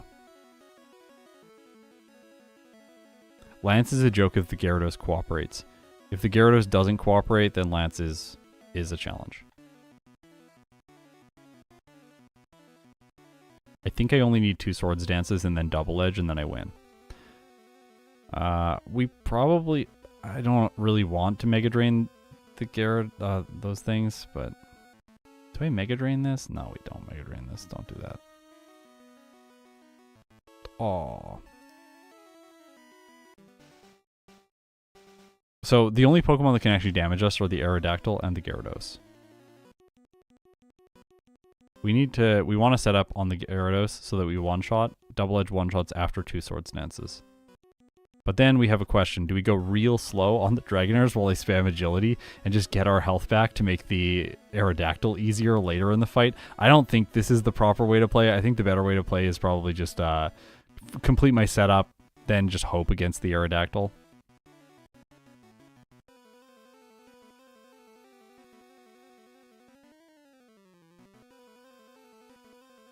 Like, does double edge one shot? It doesn't. Kind of annoying.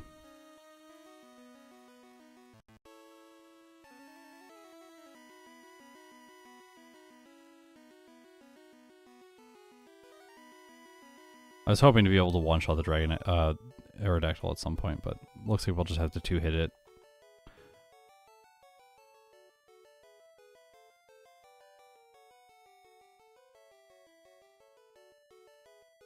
Okay, champion, here we go.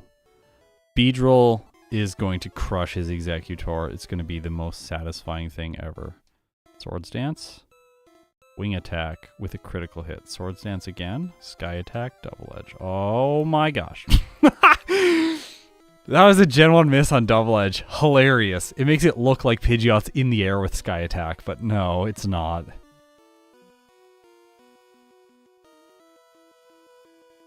Oh, that's kind of terrifying. The Pidgeot mirror moved, Swords Dance. We'll still get it. It's fine. And we Twin Needle the Alakazam because we're way faster, and then we just Mega Drain the Rhydon. We gain back all our health. Now the rest of the fight's easy. Twin Needle Executor. Simple. Gyarados. Double Edge. Charizard. Double Edge. Simple. Beedrill clocks in with time of 1 hour, 14 minutes, and 2 seconds. 7 resets, 4 blackouts, 1,040 bonks. That's when I bump into walls, just in case you're curious. I finished the game at level 64.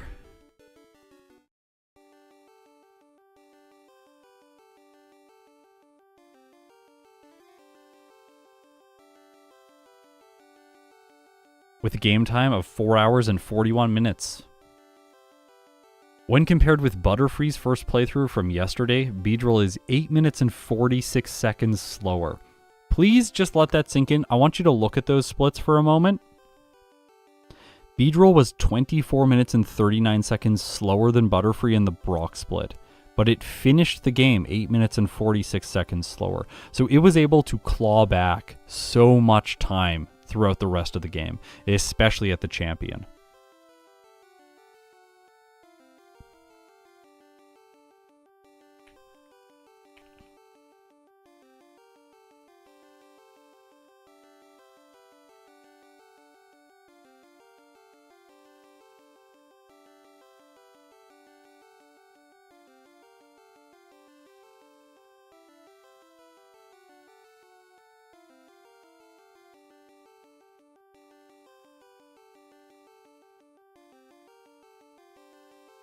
I mean, if you overlevel, you just one-shot more. Yeah, it's not... I think that's a reductive way of thinking of it, though.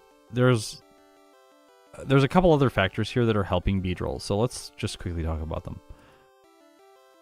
Number 1. Butterfree has to use Sleep Powder once it gets to its late game, because it doesn't have Swords Dance. So it's automatically going to be slower because of that and less consistent, because it's like kind of bumbling around, hoping that it just lands a hit with Sleep Powder occasionally. That's causing inconsistencies for Butterfree. Number 2, Beedrill is going to gain back a lot of time throughout the early and mid game after Brock because it is overleveled and it's just going to one-shot pretty much everything. Beedrill also gets access to Twin Needle earlier into the game, which becomes kind of its MVP move throughout most of the run. Whereas Butterfree gets access to Psychic a little bit later on, which is also going to delay its progress when comparing the two. Beedrill then gets Swords Dance, and while Swords Dance does require setup, it is consistent setup, whereas Butterfree doesn't have consistent setup with Sleep Powder. So Swords Dance also, let's say there's a fight where Butterfree needs to put 3 Pokemon to sleep. Well, that's the same number of turns as Beedrill in an optimal position if Beedrill needs to set up to +6. The same number of turns, but Butterfree could miss. Beedrill can't miss with Swords Dance.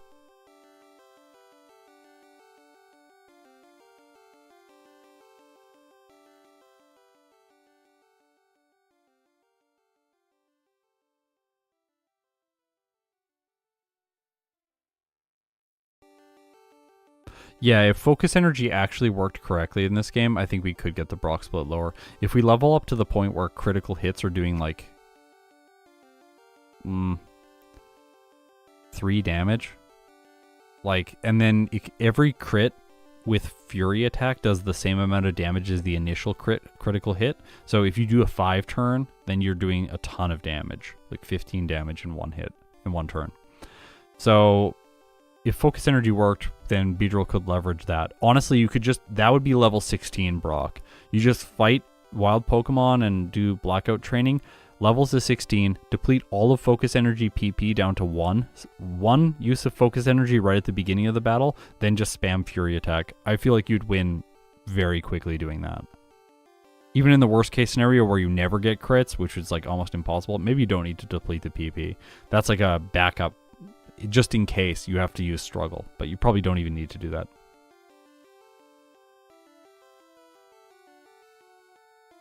No. Sleep strategies aren't bad. They're just the best option for Butterfree. I've never said that sleep strategies are good, like objectively. I've never said that sleep strategies are better than Swords Dance. I just, with a lot of Pokemon, I think that using sleep is the best strategy. It feels frustrating to watch, especially because it's like, this guy just spams Hypnosis and misses it 15 times, gets 15 resets, and then says Hypno is a bad Pokemon. But the term that Ike the Killer's been using, which is the Gengar theorem, which is basically, these Pokemon are good, and their best possible play is using sleep moves.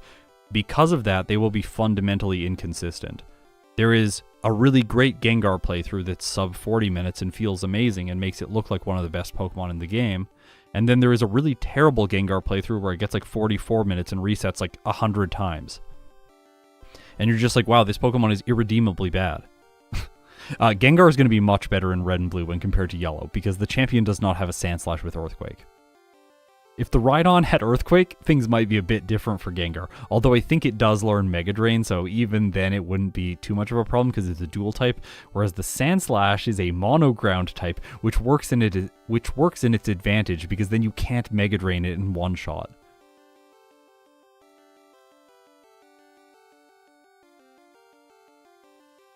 Okay, let's look at the tier list quickly and just see where this placement or where the current time with Beedrill would get it ranked. I really want this to sink in for everyone. I think I did a decent job with Beedrill in this first run. It's not the perfect playthrough. I think we can shave some time off, but Rattata's time of 1 hour and 40 seconds is looking kind of unachievable with Beedrill. Mankey's time 1 hour, 3 minutes and 56 seconds, also looking not particularly achievable. If we save 10 minutes of time somehow in the second playthrough, we're still going to be slower than Mankey and Rattata with Beedrill. Now, I think that we could get a ridiculously low time with Beedrill if we do the level 16 strategy like I talked about before. I just don't think it's going to play out well. For demonstration purposes, since this run is pretty simple once you get by Brock, there isn't a lot to figure out in terms of routing as you saw in this first playthrough. It's basically just Swords Dance and then win. I do want to play the early game and try to do the level 16 strategy so that we can see how painful it is. Because if I reset like 20 times and we just decide to abandon the run, at least we have proven that it is more consistent to just go to level 20 and get Twin Needle. But in order to prove that, we need to look back at my Brock split, which was 28 minutes. 28 minutes and 40 seconds, okay? So, no, there are no wild Pidgeotos in red. Only in yellow. Again, yellow is easier for Beedrill because in the early game... No, I tried 19 on stream before. 19 and 18 are not noticeable improvements.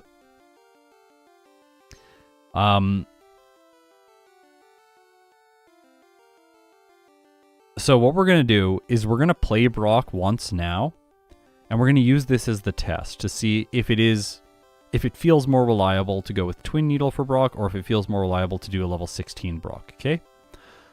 The level 16 Brock, we are going to deplete focus energies PP, and then we're going to fight him with a save, and we are going to reset. It is going to feel weird to do this, because you're going to be like, every time you can just black out here and just get the experience from the Geodude and then try again. But I would have to deplete focus energies PP every time to do that, to have struggle for the Brock just at the end of the battle, just in case we need it, and I think we will need it in the optimal play that we'll need to beat Brock. And we are going to get as stubborn as possible.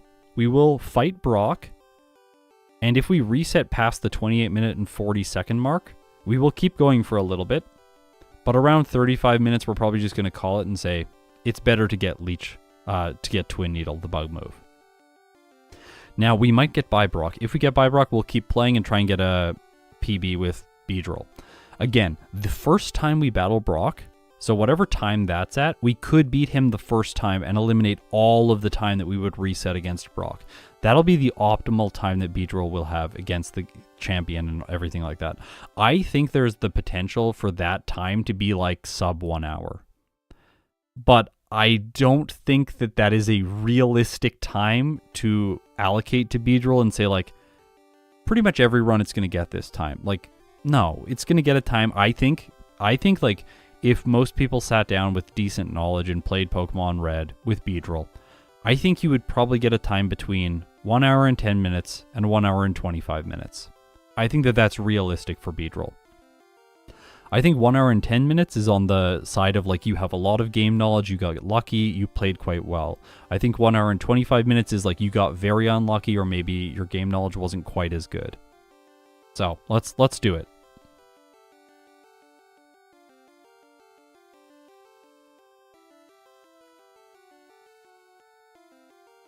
Give me a second. I gotta reset all the software and stuff. It takes a little while.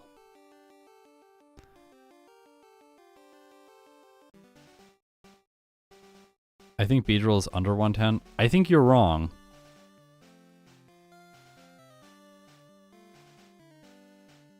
Again, like I said, I think Beedrill is under 110 if you get a really good Brock. But if you get the Twin Needle Brock, I think Beedrill's like... I'm trying to say, like... maybe you didn't exactly listen to my statement, and I'm going to be pedantic about this, but my statement was, if you sat down someone and they just played the game with Beedrill, and they had decent knowledge of the game, but it's not like they're optimizing, they're not pushing things, they're not doing like 14 attempts. They just sit down, they just play an attempt. I think Beedrill's between 110 and 125. That's kind of the time range that it's just going to fall within when you're just playing the game. Your Brock split should save around 5 minutes, even playing safely. Maybe. And you're saying this is like the blacking out. Maybe.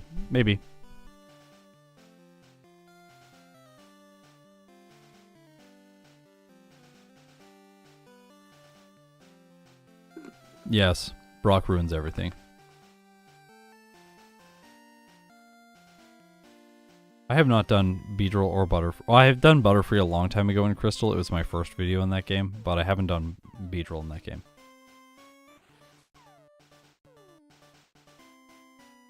Okay, so this run, what we're going to do in this run, we are going to be doing Stubborn Brock, okay? I really want to emphasize that we're doing Stubborn Brock.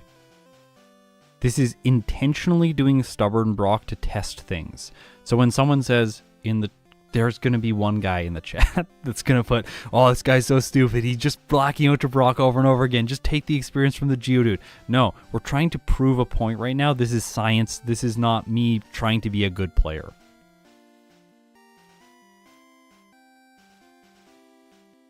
Okay, let's do it.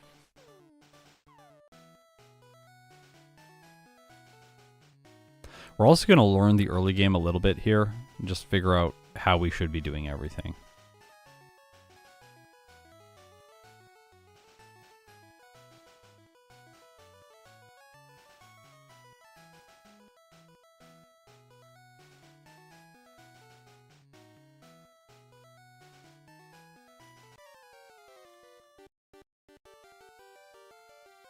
Oh, I think there's a good chance that I do better this time. Like, it might be the case that even if we reset like 30 times to Brock, we still have a faster Brock split because the training takes so long. I think there is a possibility of that happening.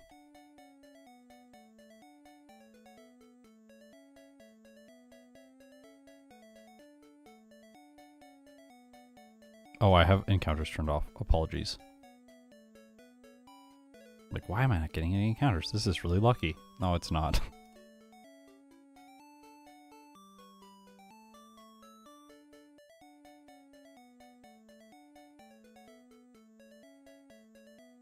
I think we will get under 110 though for the run today. Like, for the second playthrough, I think we will get under 110. I just don't think, like, if someone sat down and played Beedrill right away without doing a lot of, like, experience and stuff, I don't think they'll get a time under 110. Maybe if they watch this stream and implement everything that we've talked about, they will get a time under 110, but I just think, like, normally Beedrill is going to be around the, like, because I got 114 today. Last time I played it, I think I got, like, 122, and I'm pretty sure Gym Leader Matt was a little bit slower than that in his run. But maybe I'm wrong. Maybe he got a time under 120. But I think we were similar in times in red version.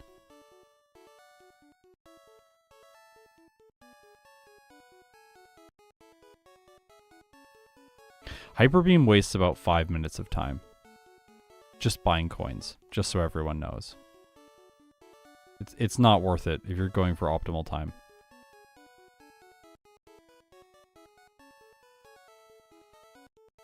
Yeah, if you're talking about second playthrough, then yes, I agree. Under 110.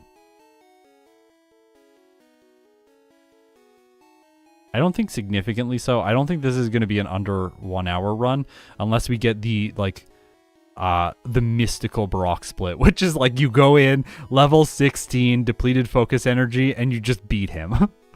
That is possible. I guess there's also an even luckier one, which is just you go in, you crit every turn, you get 5 turns with Fury Attack, it never misses, and you beat him without depleting focus energies PP. That is possible.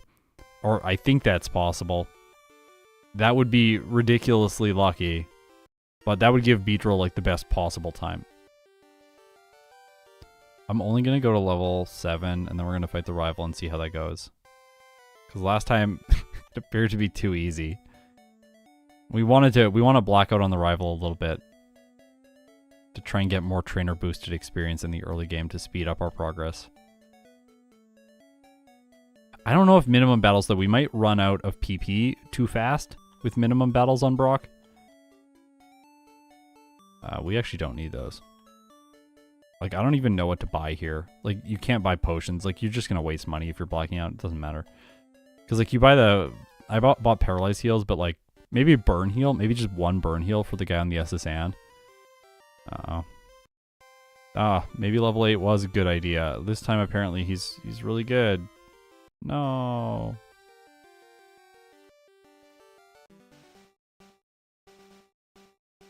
I guess, yeah, 5 damage per hit is enough PP. Oh, I'm not even doing the routing software. 1 second.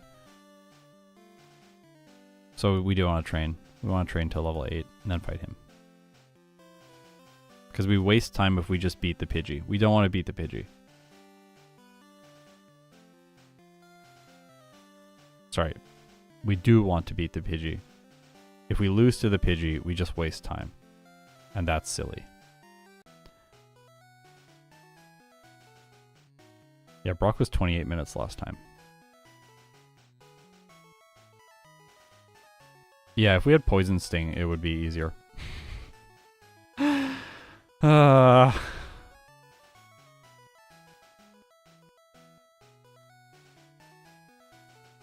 Although if you don't do enough damage with Poison Sting, it just prints the message, Poison Sting missed, because it does 0 damage. Yes, damage can round down in Generation 1.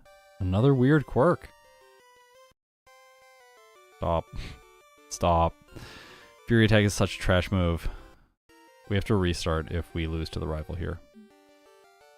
Critical hit. 1 HP, win against the rival. Okay. Not a great start, but...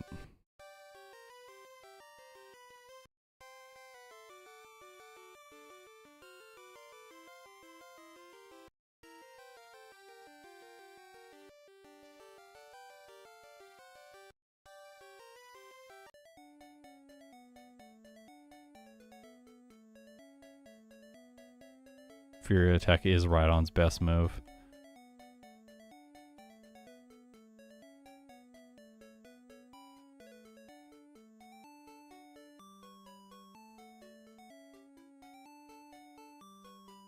No! I'm getting good at talking to those signs in recent streams. Just occasionally bumping into them.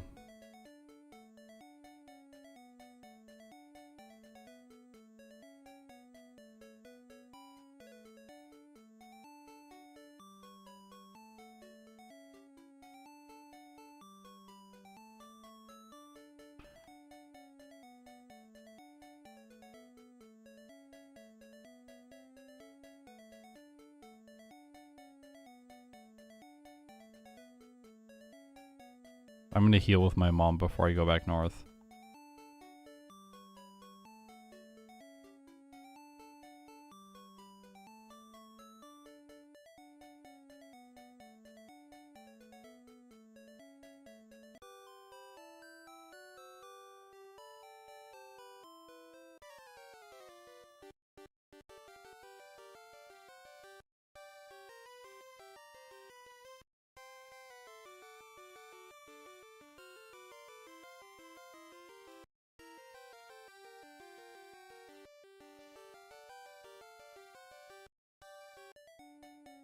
Why do you think this training is really inefficient? You don't think blocking out on the rival is a good idea? I don't think we can beat the Diglett at a low level. I think the Diglett's gonna beat us. We can try minimum battles to that and see.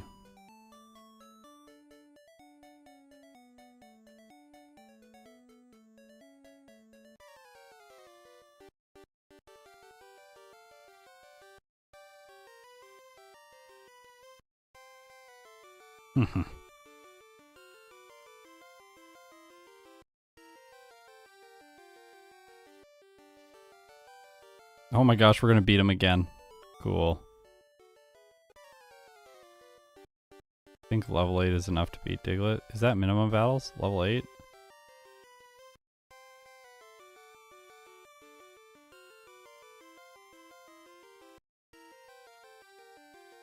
Maybe. Let's try it. You convinced me. Let's see. It's really like it's really against what I feel is intuitively the correct choice. So let's see. There's gonna be someone who leaves the comment. Oh my gosh, he's just restarting all the time. Yeah, but we're trying to like figure stuff out. We'll just fight the wild Pokemon we come across naturally, and then we'll see what happens.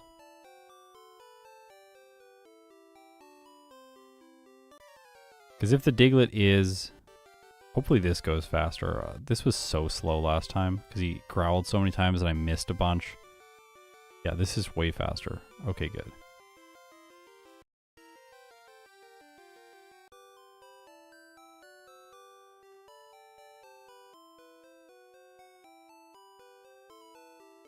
No encounters, alright.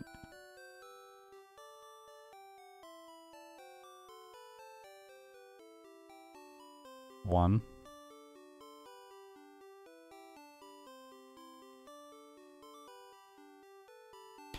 Do you think we go back into the forest, or we just Diglett train all the way?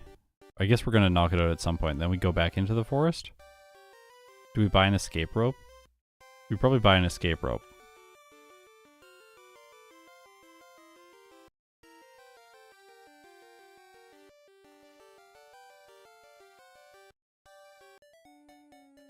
The boulders are not as good as they have been in the past.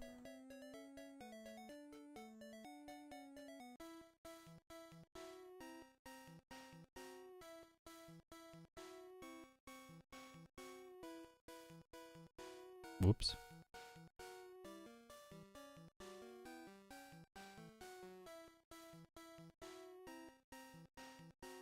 Austin got the music working. It's another program that we have superimposed that's doing this. Okay, it's level 7. That's what I thought. I thought it was level 7. We have to fight a significant number of wild Pokemon in order to be level 8 for this. The one advantage of doing this is that we can buy an escape rope. We can also buy potions, which is kind of cool. The escape rope allows us to get back easily. Alright, let's see how this is. Oh, this is not a good test. We crit twice.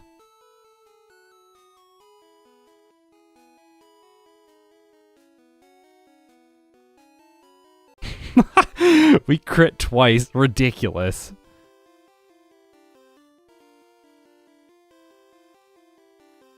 Alright, this is the level 8 test, and we lose. Cool. This is why I didn't want to do it at this level. Because now we just bled a whole bunch of time. Like, yeah, we can just restart and, like, waste 3 minutes, but... maybe it's just part of Beedrill, because it's so bad Pokemon. Fury attack's terrible. Stop.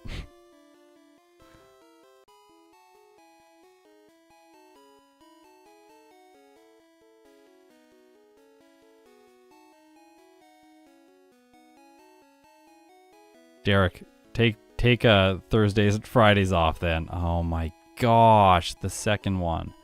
We have done 2 blackouts that have given us experience, and 2 blackouts that have given us no experience. The Voltorb flip thing is like software that I wrote. Basically, I just found the location in RAM where the game is storing all the tiles, and then I could look at them, and then I just wrote software that just visualizes what the game is doing internally.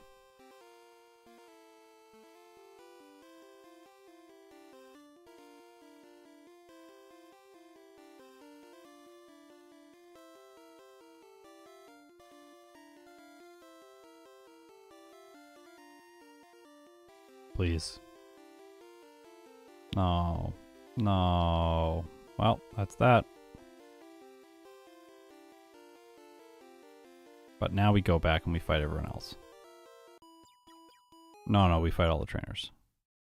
Wilds are gonna be slower.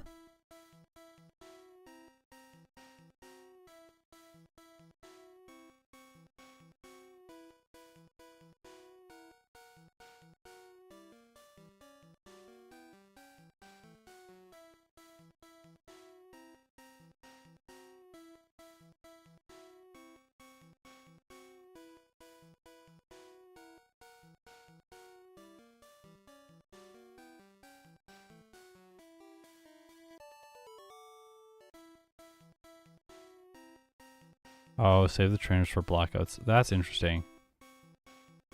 We'll do that maybe next time.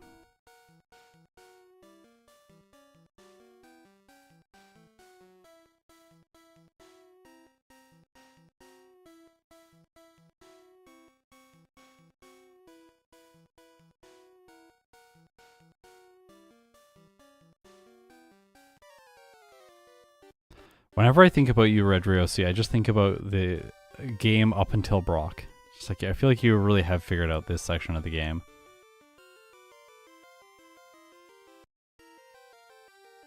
I see what you're saying now, though. Like, you can block out on the trainers once you've got to struggle or you're close to struggle. So you fight wild Pokemon.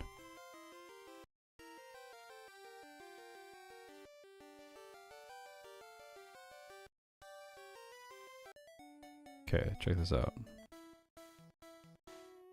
Wait.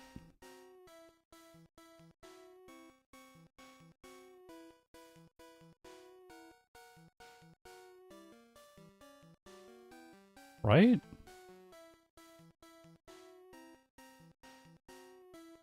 You don't need the escape rope because you can just black out. You just struggle until you lose.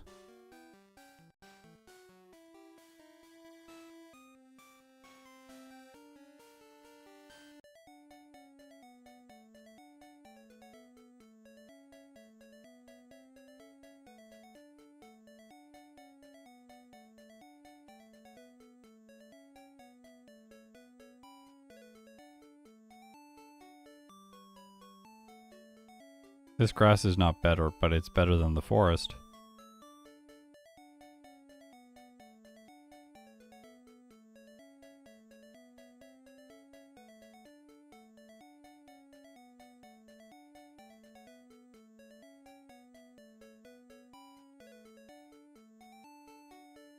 The forest has a low encounter rate, so you run into Pokemon less frequently, which decreases your experience per second. You also get less tax stat experience, rich experience. You have to walk further, which decreases your experience per second. There are Kakuna, which are cool, but the Weedle also give trash experience. The Pokemon are at lower levels. Yeah, the forest has some tiles that do not generate encounters, so you have to not walk on those tiles. For a lot of reasons, this patch is just better in Red and Blue.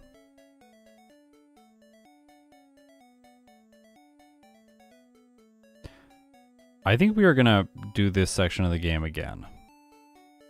We're going to try Brock once, we're going to see how it goes, but then we're also going to come back and do this section of the game again. Because I think we can still squeeze a bit of time out of this. The blackout is probably faster than walking back to heal. You do have to watch another animation and go into battle and actually use the move, but it's still probably faster. With struggle.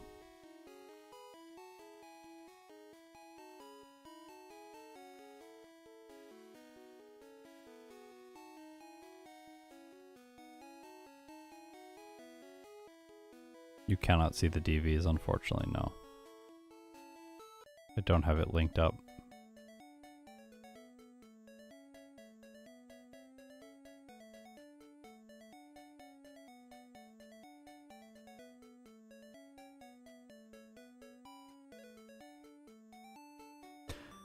It's gonna be like a solid 2 hours of this stream just in the early game. Hope you like this grass patch.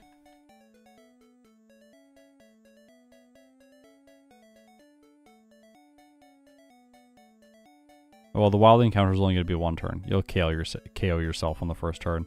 Because you just use struggle until you're at low enough health that you'll lose right away.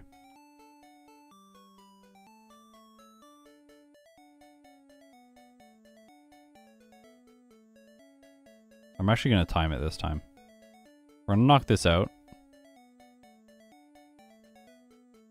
Okay. 10:01. When do I get back to the grass patch? 10:08. Takes 7 seconds. Okay? We're gonna blackout. So walking back and healing takes 7 seconds.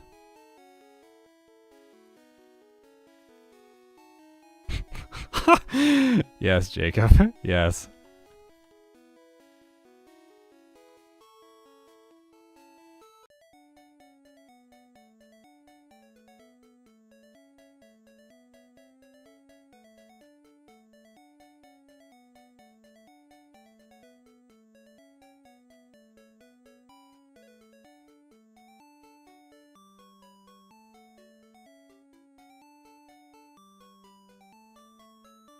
Getting close.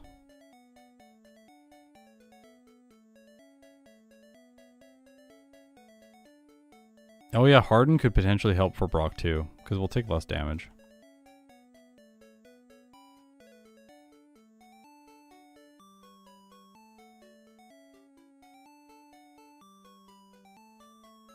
Yeah, the purple boulders, Jacob Ford, yes, the perfect boulders in the Rattata stream are just beautiful. And that has been my favorite color so far that we've done. It was a great combo. We'll keep searching for something else that's going to be as beautiful. I'm sure we'll find something. Okay, here we go. We're using struggle now. We're missing all the time because sand attack is a nightmare. Okay. So see, we train with struggle for a little while.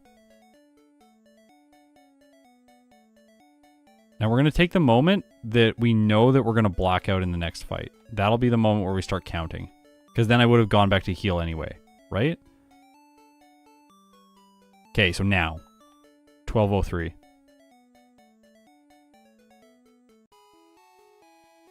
$12:10. They're both 7 seconds. Cool.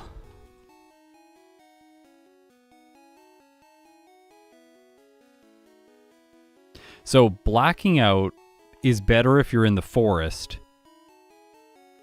but it genuinely doesn't matter if you're right here. And I think that for me, since they're a wash and they're totally the same, it makes more sense to go back and heal so that you don't increment the faults.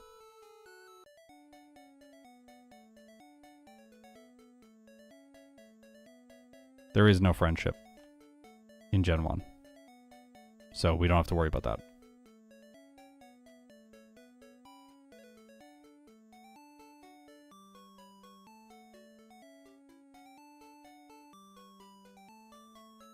Oh yeah, it doesn't get hardened. Yeah, it only gets hardened if it starts as a Kakuna. So we get either Poison Sting or Harden. This video actually might be interesting to make. Compare Beedrill's early game across all Gen 1 games and all variants. Be such a silly video, oh my gosh. Okay, level 16.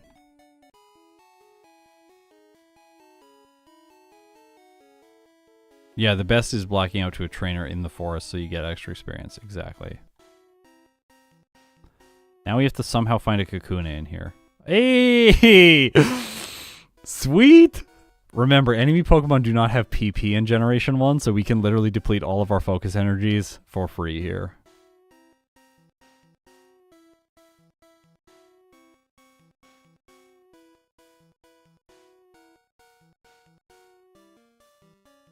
And now get ready for a lot of resets.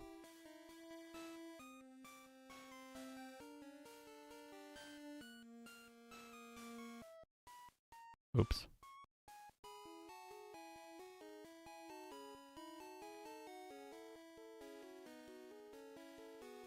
Okay, now we're going to be stubborn. Remember, we're being stubborn. We're doing this. I'm pressing A until we win. Basically. Unless it's like over 35 minutes, because that's going to be ridiculous. On the clock. We're starting this at like 14:30. So I'm going to keep that in their mind, because I'm going to forget. Imagine if we just, like, get him. If we beat him first attempt, I will lose my mind. I will have to pause the game because I'll be screaming. Like, that would be so hype. But it's not looking likely. Okay, watch this bite. This bite's going to deal quite little damage to us. Like, it's kind of pathetic. So, see, you can just attack in. You don't need to worry about, like, preserving health and using focus energies whenever he's biting. I think it's better to have the chance to crit and just let him do an okay amount of damage every time. No way. No way. No way. No way! No way! No! No! Are you kidding me?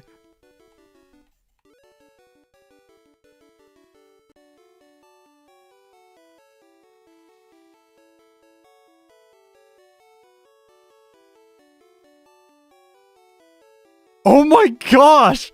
This... Oh my gosh! Alright, well, we're gonna continue playing.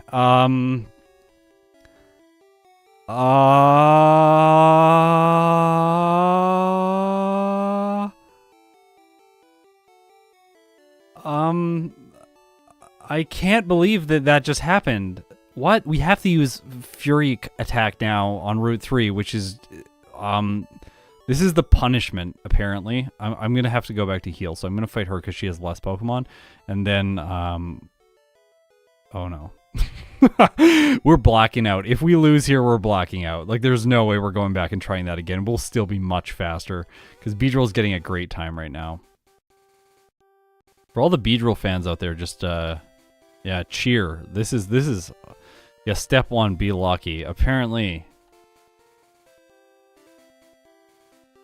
Yeah, fortune favors the brave. I agree. I've been talking about this a little bit on stream with my general style of playing in Pokemon and how it's shifting towards more aggressive tactics and just luckier stuff, because I have realized in watching Ike the Killer that just the more you play aggressively, the more that fortune does favor you. Like, I would have had no chance of doing that if I was just thinking about the Twin Needle strategy and just going, I'm always going to do the Twin Needle strategy. There's no chance to get through Brock this much faster. But we did it now.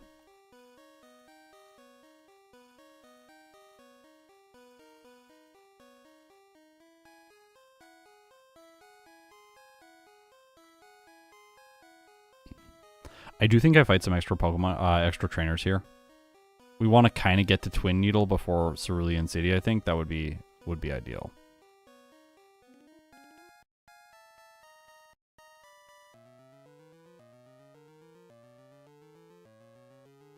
I'll fight the Ether guy because Fury Attack is painful.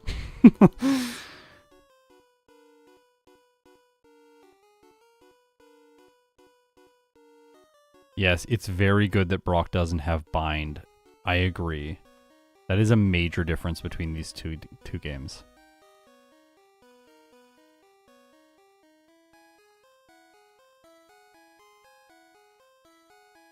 Because in yellow he has Bind. He doesn't have that in this game. Croc, you didn't spend that much time on your favorite patch of grass. I know! Oh no. No. Thank you.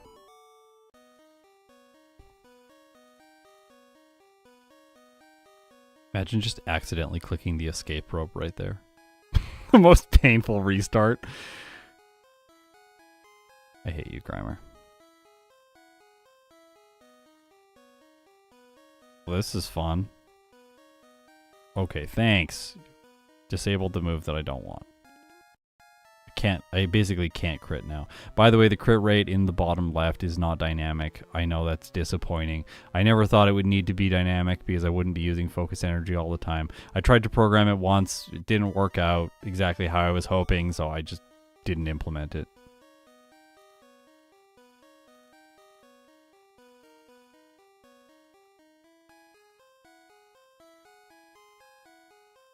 Beedrill's got a chance. This is gonna be hype. I don't know about this, but we can fight the swimmer if we need extra experience to get Twin Needle before Misty. And then we're essentially in a very similar position to what we were in last time. This is why I saved, by the way. Yeah, you gotta save before her when you're using a bug-type Pokemon.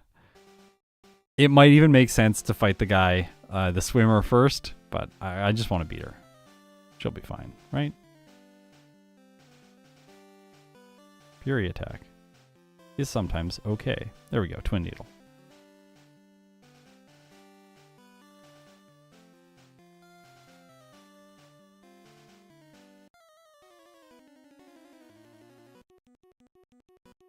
Twin Needle, here we go. It's still the same ranges on her, even though, well, unless she X defends right away. Poison the Starmie, don't think it's going to give it to us. Well, we win anyways. Alright.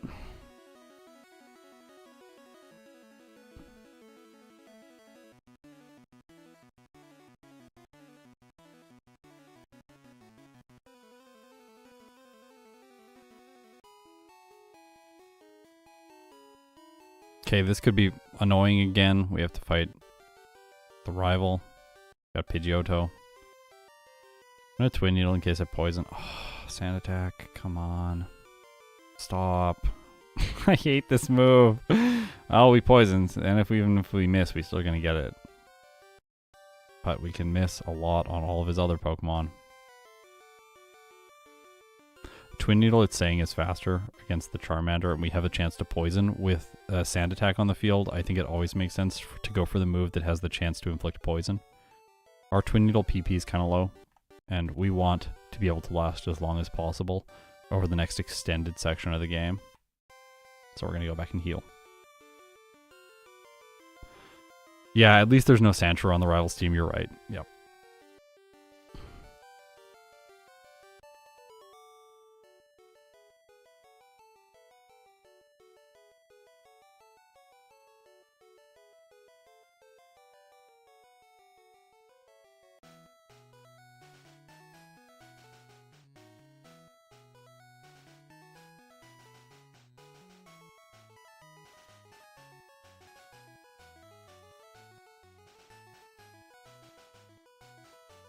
Hopefully no Sand Attacks here. Good.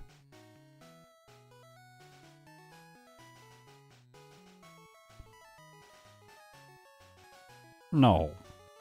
Okay. close.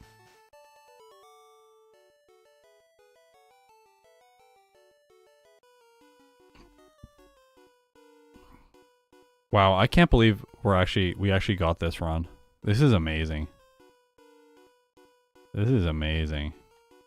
I'm so happy. We have no healing items.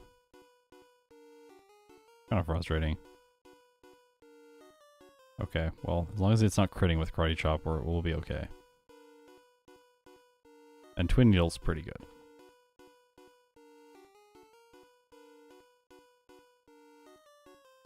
So you have super effective damage here. Then there's a Ratatan and Ekans. One of those is super effective. Then only a Pidgey before Bill's House. So it should be fine. Provided this thing doesn't crit with Quick Attack and then the Pidgey uses Sand Attack. I will save before the last. Okay, I don't think I need to save before the last now. Because it didn't Quick Attack.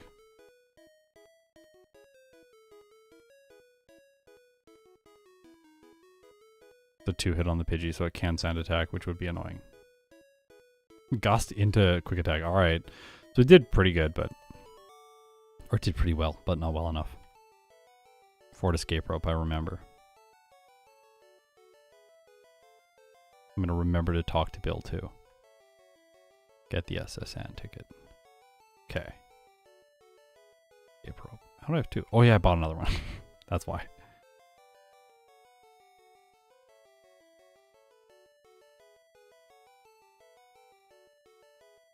I didn't realize I can also just check the top left now and see if I have beaten a gym leader so that I don't forget Misty. I need to remember to do that.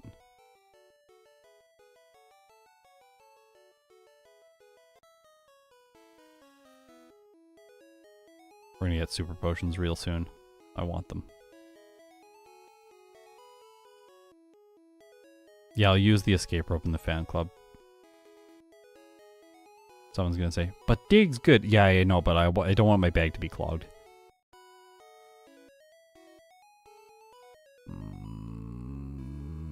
This is why I saved. Because now the next guy is gonna be pretty sketchy. I think I'm gonna full restore here. Yeah, I'm gonna full restore. I don't like using it this early, but...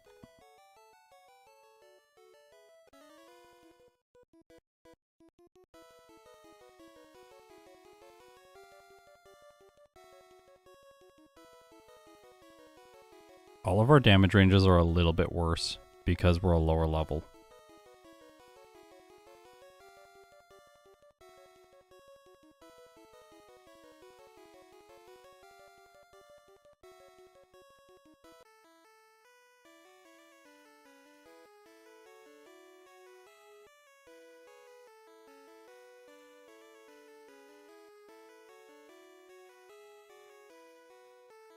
I don't know how much time I lose per bonk.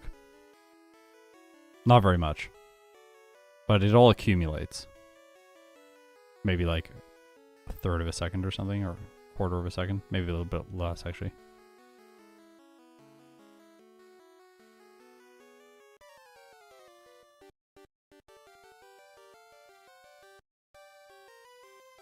Rage technically raises your attack, so someone might be thinking that it helps other moves like that, but you have to remember that once you start using Rage, you cannot stop using Rage. It never deducts another PP. You will never use Struggle. You will only use Rage until the Pokemon faints. Or until you win the battle. Yeah, Poison. Oh, crit. Not good. Not good. Don't do that again. Kidding me? Crit me twice. That was the loss condition. There we go. No.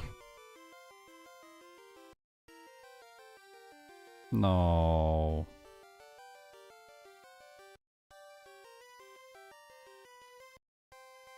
Oh, we're dead.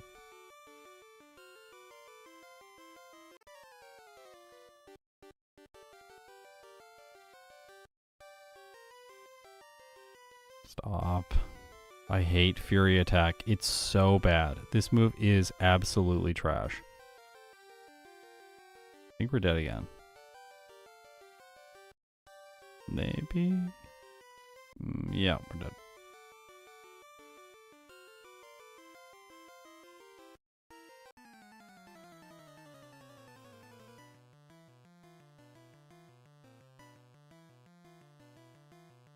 This is so bad.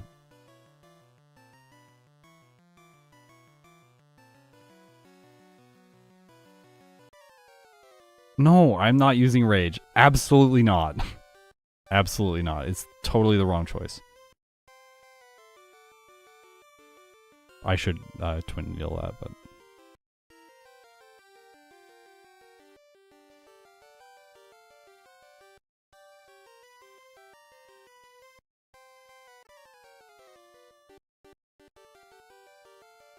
This fight was easy last time. I got lulled into a sense of security here. Can this thing stop using sand attack? If it just doesn't use sand attack, this fight is easy.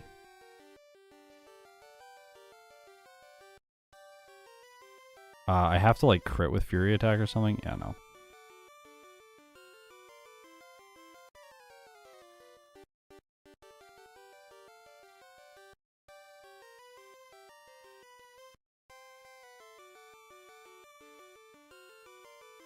The answer is not rage. You could win with rage, but the answer is not rage.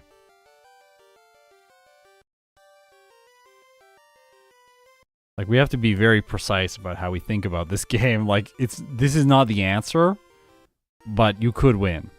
And that's true for pretty much every tactic.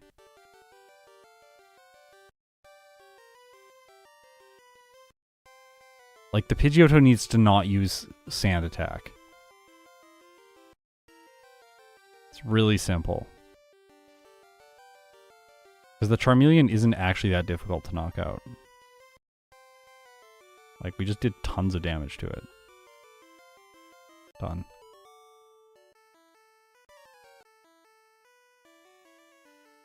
Yeah, this was like, we're gonna actually humble Beedrill a little bit. We'll just make it suffer slightly before we let it move on with the game. We still have a good lead, but it's not quite as much now. Rage in Gen 2 has a separate counter. You can choose when you use it, and the counter does not raise your attack, but it does improve the damage of Rage. So it's a lot more flexible in Gen 2 than it is in Gen 1.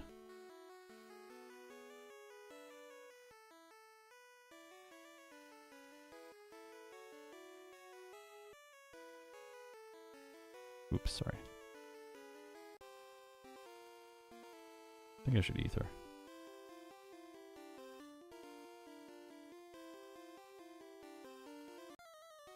Okay, Surge, let's go.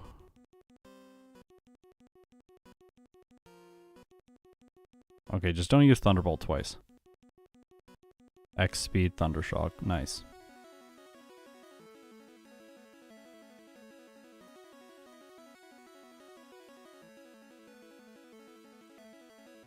Yeah, I still got to like the rival there faster than I beat Brock last time, so we're in good shape. Oh.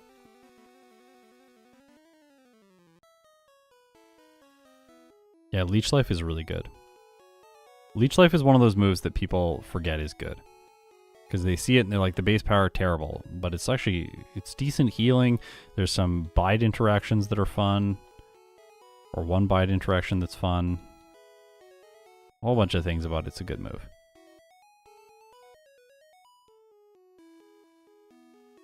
Everyone just remember that there is a delay between when I see your messages and what you're watching on stream. So if you're going to remind me about something like Dig or Lapras or something like that, you got to do it ahead of me getting there. So like, I don't know, for that, like maybe right as I beat, like maybe right as I start Surge or something, just be like, remember to use Dig or something like that. Because I just got it now and I'm already en route, like this route over here by the Wrapping Lass. No. You want to heal. Do not want to run out of Twin Needle. That's giving me flashbacks to the horror that was Butterfree yesterday. Ran out of moves. They had to use awful tactics to get through the cave. Oh, the poison there is nice. The double growl is not. It's going to make this take 2 turns.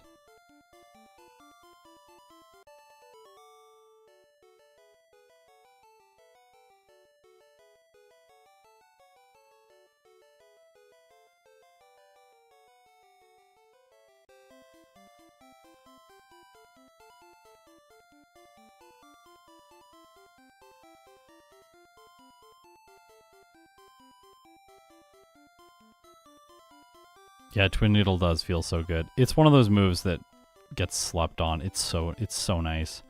Again, if Scyther and Pinsir had this move, they'd be amazing Pokemon. Scyther would be redeemed. Pinsir would be better than it already is. Scyther is unfortunately awful. Poor Scyther.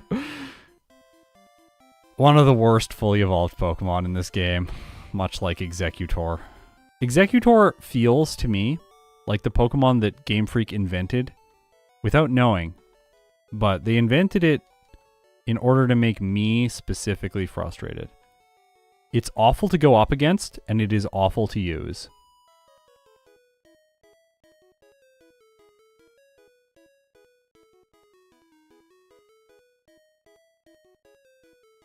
Look at that. Look at that heal. The heal before, perfect. 2 PP left. And we get Pin Missile right here. Goodbye, Rage. I just don't want to accidentally misclick on Rage. That's a way to throw one of these runs pretty quick. Use Rage on an Onix. Like, no! My run's dead.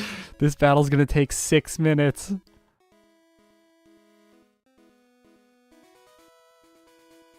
Swift.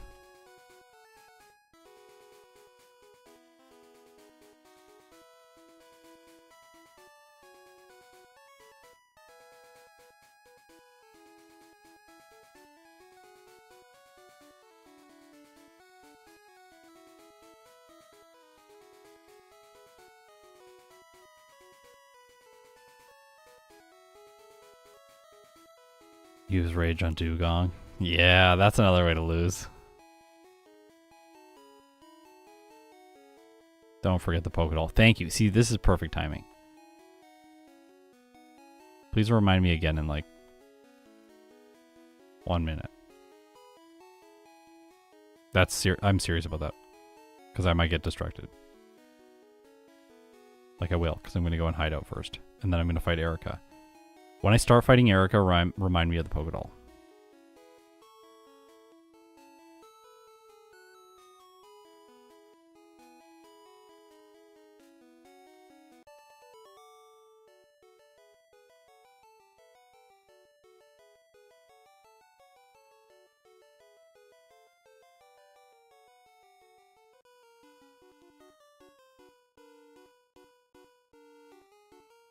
Yeah, that's 3 for 3. And then we didn't crit the last one, unfortunately, but we crit both of those the previous time and one shot with Swift, which was satisfying.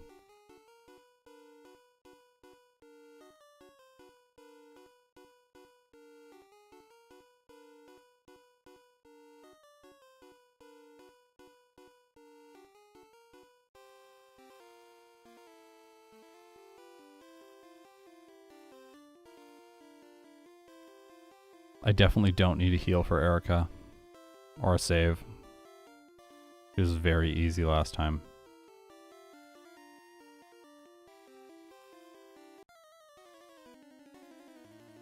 Okay, Pokédoll. I am reminding myself about the Pokédoll.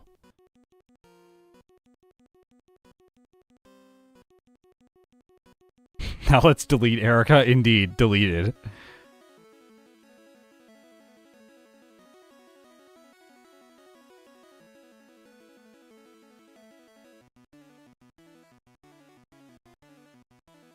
Don't sell Mega Drain.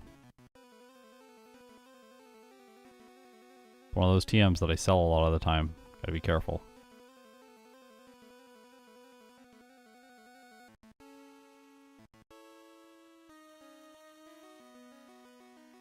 Pokédoll.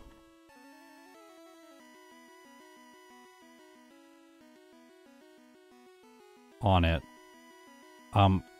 Remember last time when I couldn't use vitamins? The fact that we didn't do all the training is going to make Beedrill just crush the game here. Because we're going to get more protein now. Hopefully that'll make up for the fact that we didn't do the stat experience training in the early game. I'm sure it will. That'll be kind of net even.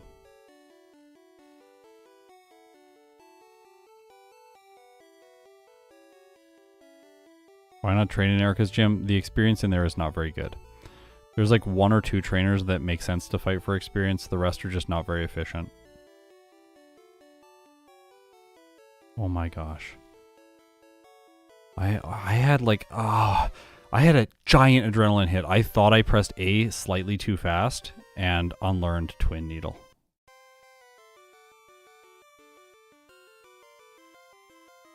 Swift turn 1, I think.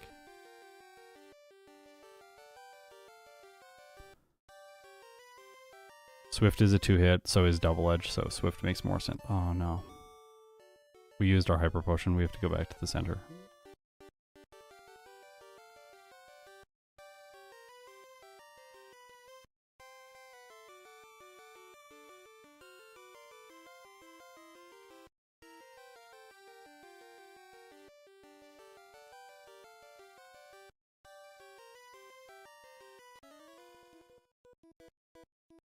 No, I have to fight this person first, and with my attack halved, the Ghastly might survive, and then if they lick me and paralyze me, nightmares happen.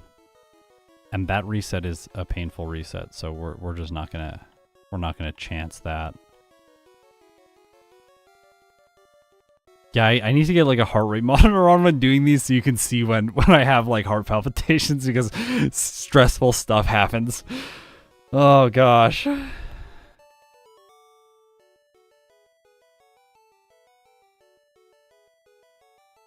Yeah, I was burned.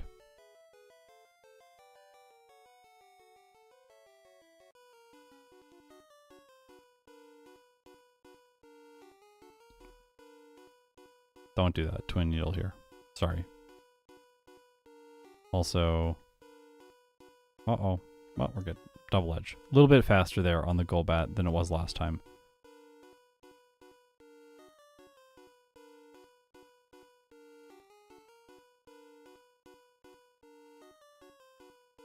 No agility.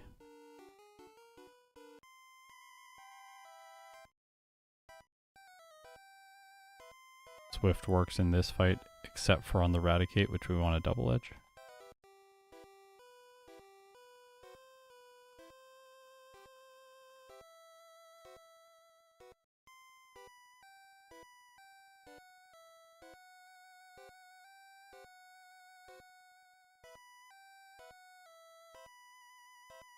Yeah, I'm always trying to make the overlay look nicer for everyone.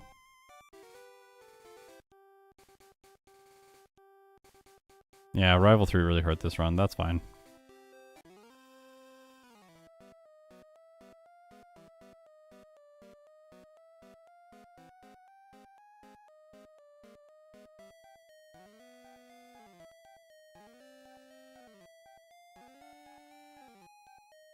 Oh my gosh, this Machoke did quite a bit of damage.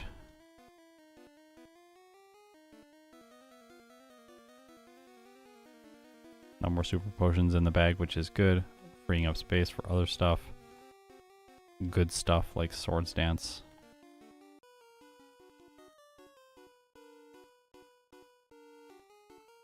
Oh.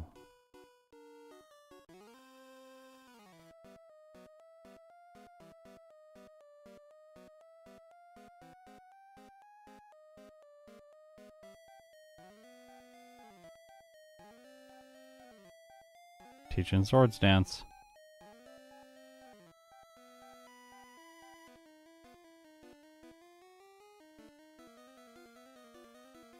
Oh, right. I went back to get the Hyper Potion, and that did end up being slightly useful, so we will do that this time.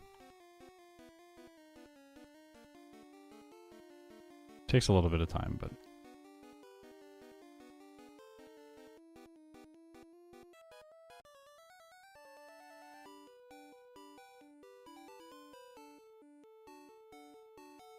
Still, even with the messy rival, this run is going to get a ridiculously good time because of how efficient Brock was.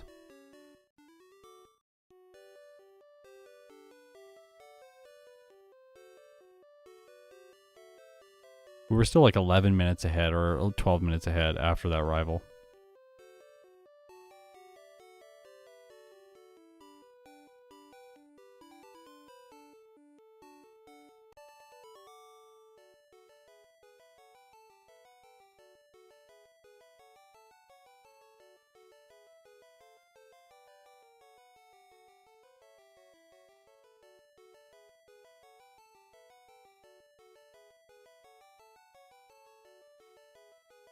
When double edge is used in a run, the options are bad. Available options are bad. That's why it gets used.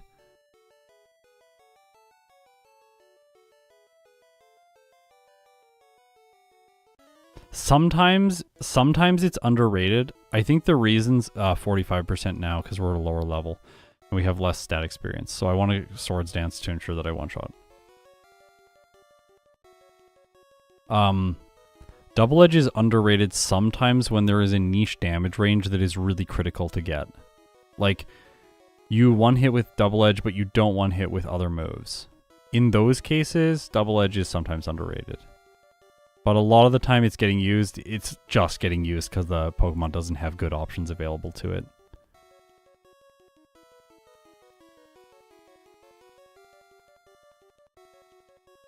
Recoil moves are, I also find, like, unintuitive to use in first playthroughs because you never know when you're going to need the move or have to use it because it's one of your 4 on your set. And then you don't want to be using it at the moment that you need it. And you're like, oh, I feel like backed into a corner now and I'm going to knock myself out or the enemy's going to get me. That always feels bad.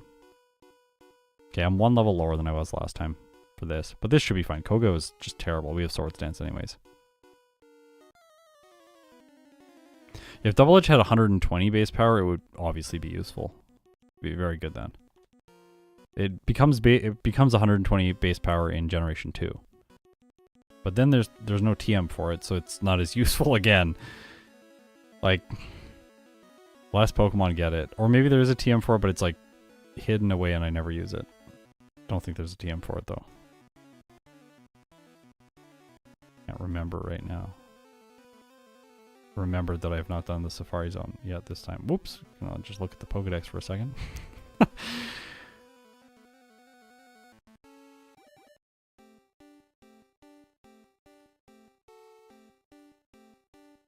For Aegislash, I think we gotta backport the ability to switch between the two. That's definitional to the Pokemon.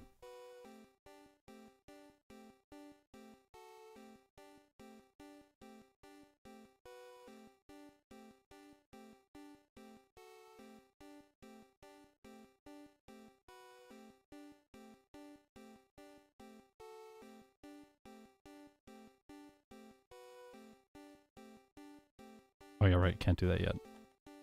Hey, that does work though. Nice to know.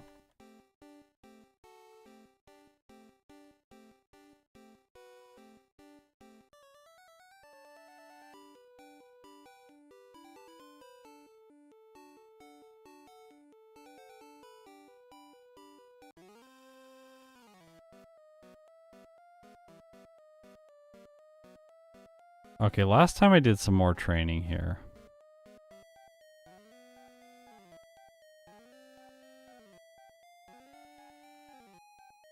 Last time I did more training.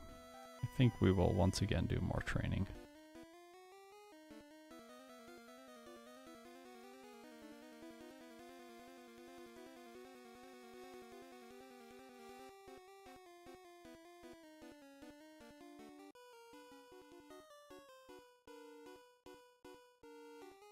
Yeah, it does get Swords Dance. I'm using it right now.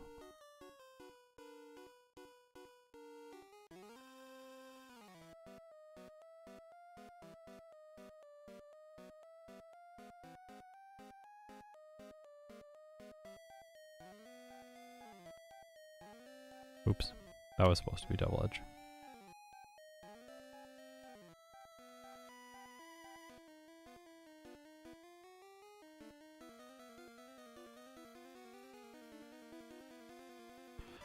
Okay, the rival. We figured this one out last time. So, first of all, Pidgeot. Swords Dance, so that we're going to two-shot. And we hope... Okay. Then, we're going to set up the remainder on the execute. And now we should win. If we are... Yep. Ta-da! Last time I wasted some time there. This time we did not. I also remembered Lapras right away. I'm going to go back to the healing room, just quickly grab a heal.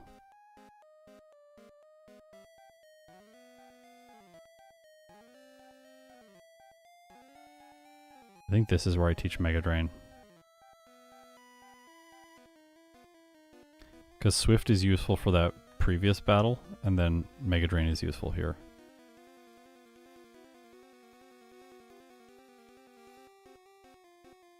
And against Giovanni with his Rhyhorn. I almost said Rhydon. I mix those two up like every single day. I'm doing voiceover and Sean's always putting little comments. You said Rhyhorn. You said Rhydon.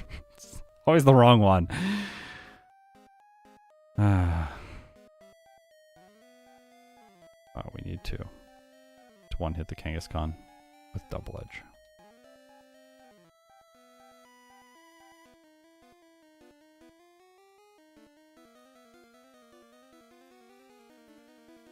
Oh, look at the bonks, yeah. Oh, I'm almost sleeping. I wish I could show you, but again, the cats ate through the cord for my webcam, so no more cat cam, sorry.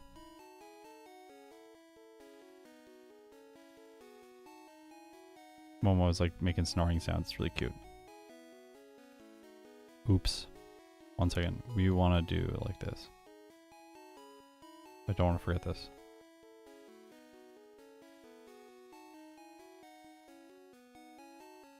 I am going to be kind of useless looking at chat right now. I apologize for that.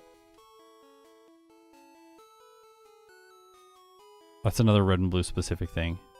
Teach strength first. Unlike in yellow. So the HM orders that you teach them in are reversed in this game. I was debating there getting the calcium, but I don't think it's worth it for Beedrill. We'll get that though.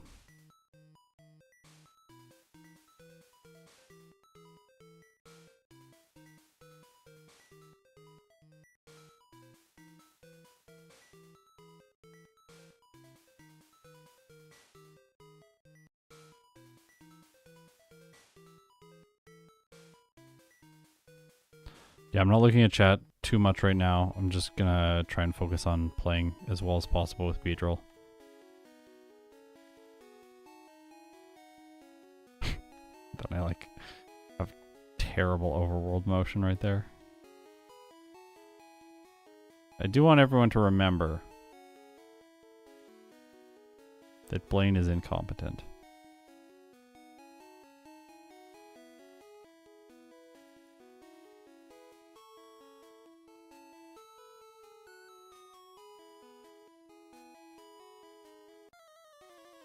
Okay, Blaine. Super potion at full health. No. We lose because of that.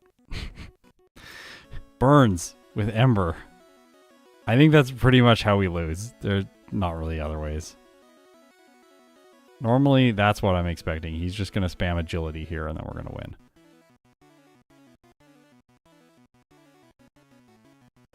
His Pokemon are lower level and slower than they are in yellow, so you don't really have to worry about stuff here.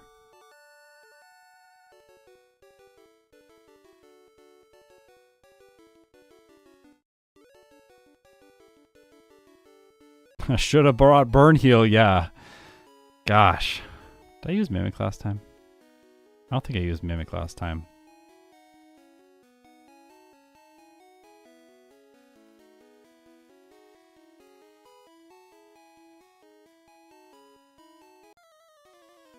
Yeah, I didn't use it, no. I don't need any Swords Dances here. I can just spam Twin Needle. I speed tie the Alakazam. I won the tie. Cool.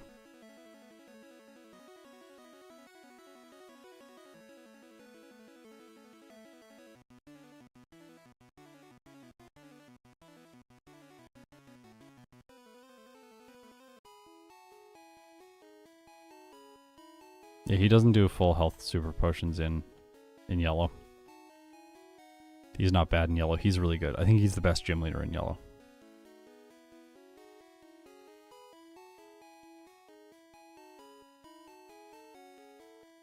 Yeah, I was like Swords Danced a lot, and I could have attacked with like the Ember, but I'm using Double Edge to knock out his Pokemon, so the recoil damage. It would have got me. And Twin Needle's not very effective. Did I get the max potion? I did.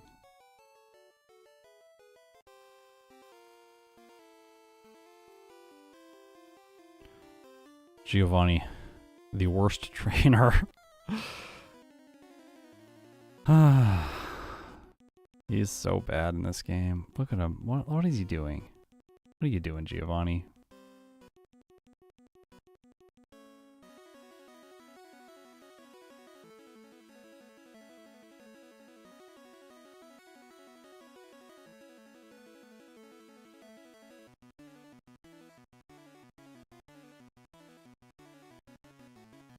Beedrill has bad special, by the way, but the Rhydon doesn't have any rock moves.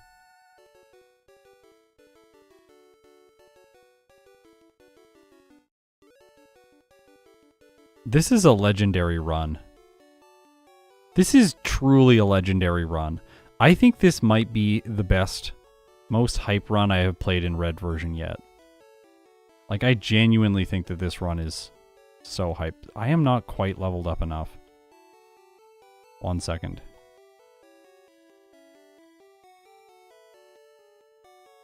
I don't want to mess this up by...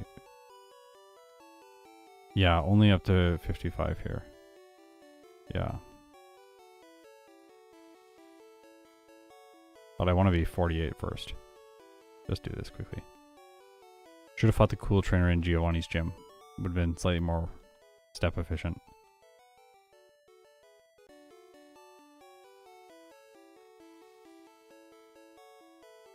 This run would be truly legendary if we hadn't had the stumbles against the rival.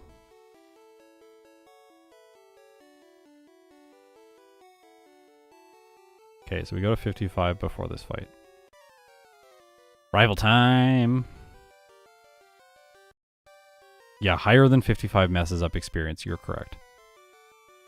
We don't want to, oh no. I guess we have to Twin Needle now. We'll KO ourselves. Oh, hey. We get to heal on the Rhyhorn. We Twin Needle this. We gotta Twin Needle this. We need to our health for the Charizard. Oh, well, reset.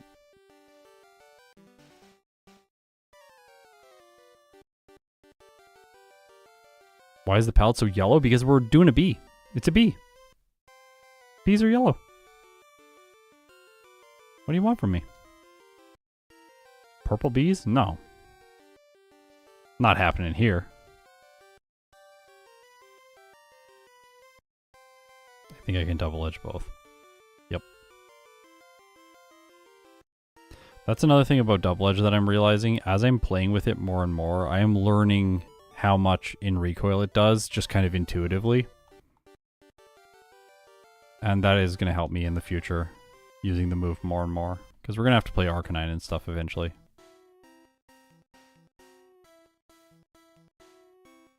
We'll get to the bad fire types, not Charizard.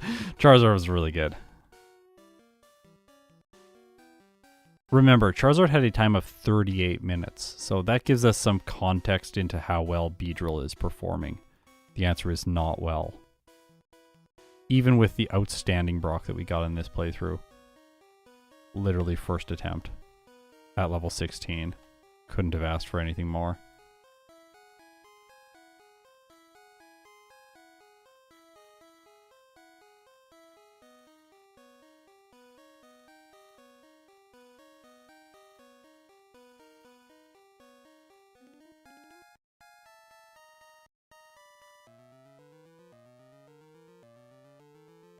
Oops.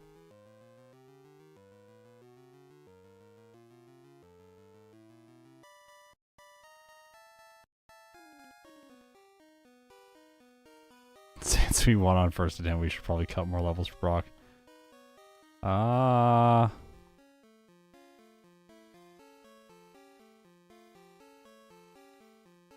Yeah, we might be able to do it at 15, honestly.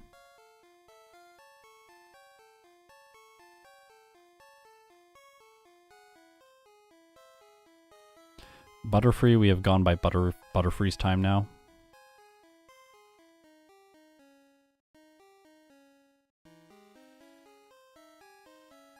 Yeah, if we do it at 15, we save out spamming focus energy. As long as we don't level up during the Brock fight. Then we can get the same luck at 15. Win. Not have to spam out focus energy. I think that would be very strong.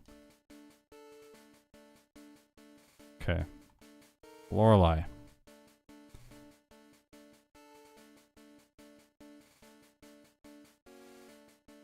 It's just gonna spam rest, so I'll just make it sleep right away. But it's useless here.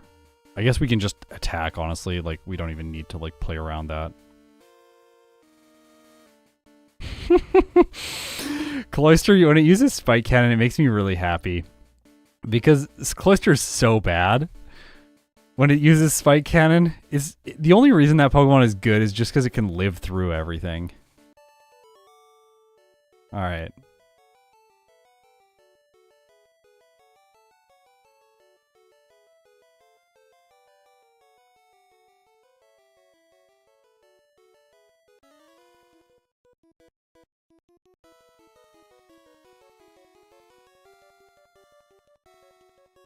Again, like last time, we heal with Mega Drain, then we use Double Edge for the fighting types, then we just heal with Mega Drain again on the Onix. It's perfectly positioned for this strategy. Look at that.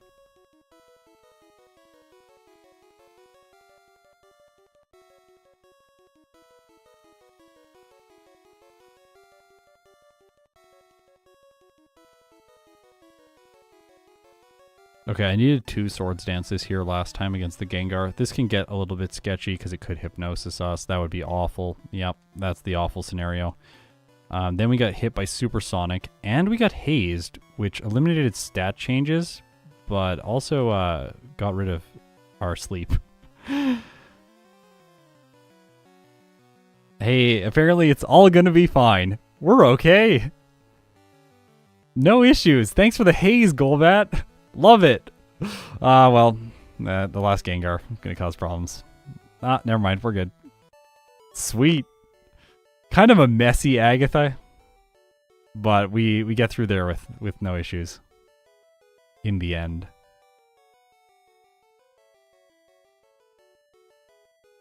I almost started singing the In the End lyrics, but to the New Divide melody. That would have not made sense. Why am I blanking on this?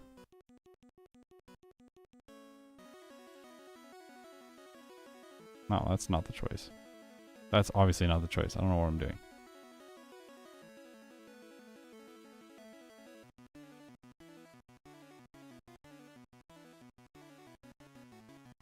We just gotta set up, and we gotta knock out the Gyarados as fast as possible, and then complete our setup on the Dragonair.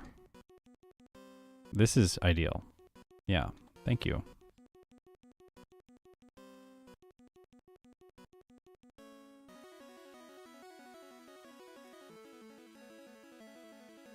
Go! Be bad, Aerodactyl. Thank you. The Dragonite cannot attack us, because it has poison, psychic moves, and we're a poison type.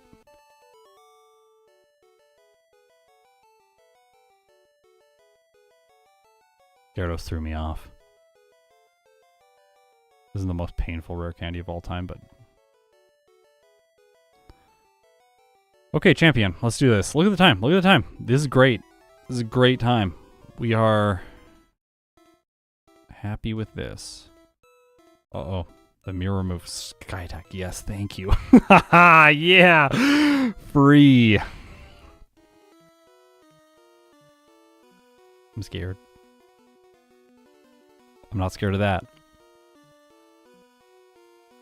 Hey, we got another badge boost. Cool.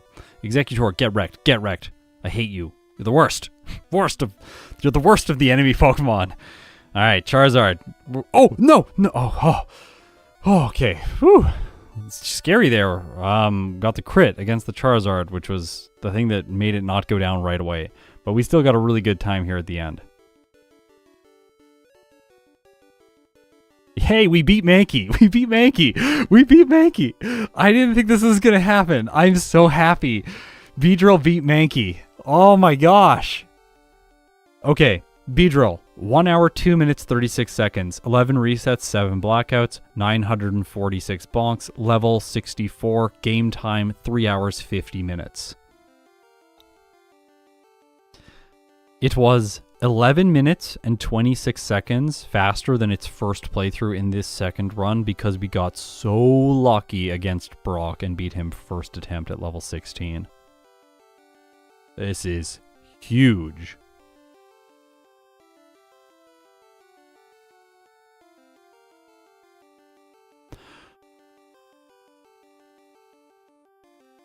All right, in terms of tier list placement, with 1 hour, 2 minutes, and 36 seconds, we are faster than Mankey.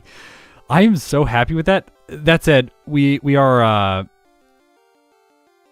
not faster than Rattata. So we're in the E tier. We're ranked lower than Butterfree. Butterfree had a time of 56 minutes and 7 seconds. I think if Beedrill got really good luck, like no resets to the SSN rival, no resets throughout the rest of the playthrough, really good Brock, maybe a level 15 Brock, I think even in that case, it's going to struggle to beat and compete with Butterfree's times. In the end, Butterfree is just always going to be faster, and Beedrill's just going to be the slower early game bugs. I am going to leave it there. I'm really satisfied with this Brock split. Just because of that, I don't feel the need to do another attempt. I think if we do another attempt, we're just going to start pushing into that territory of like, we're trying to just get really good luck all the time. Like I said before, I played previously, did attempts against Brock at both level 18 and at level 19. I lost both of those times. So I think at level 15, we're going to start seeing the flaws appear.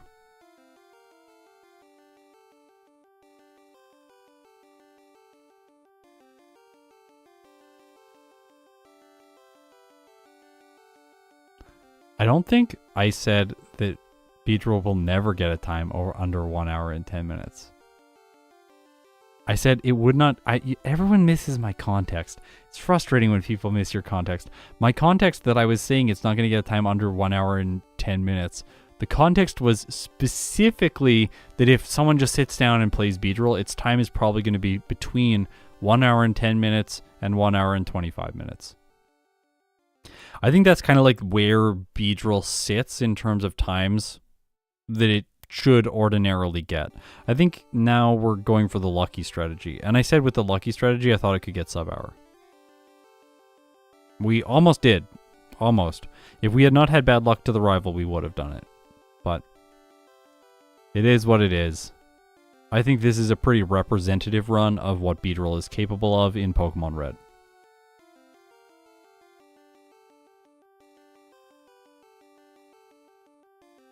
Wow, I did not think this stream would be less than 3 hours. No, it was Rival 3 on the SSN, of all rivals.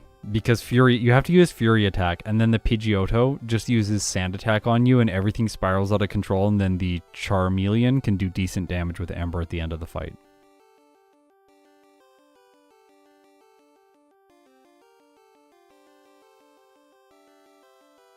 Okay, that's it for Beedrill.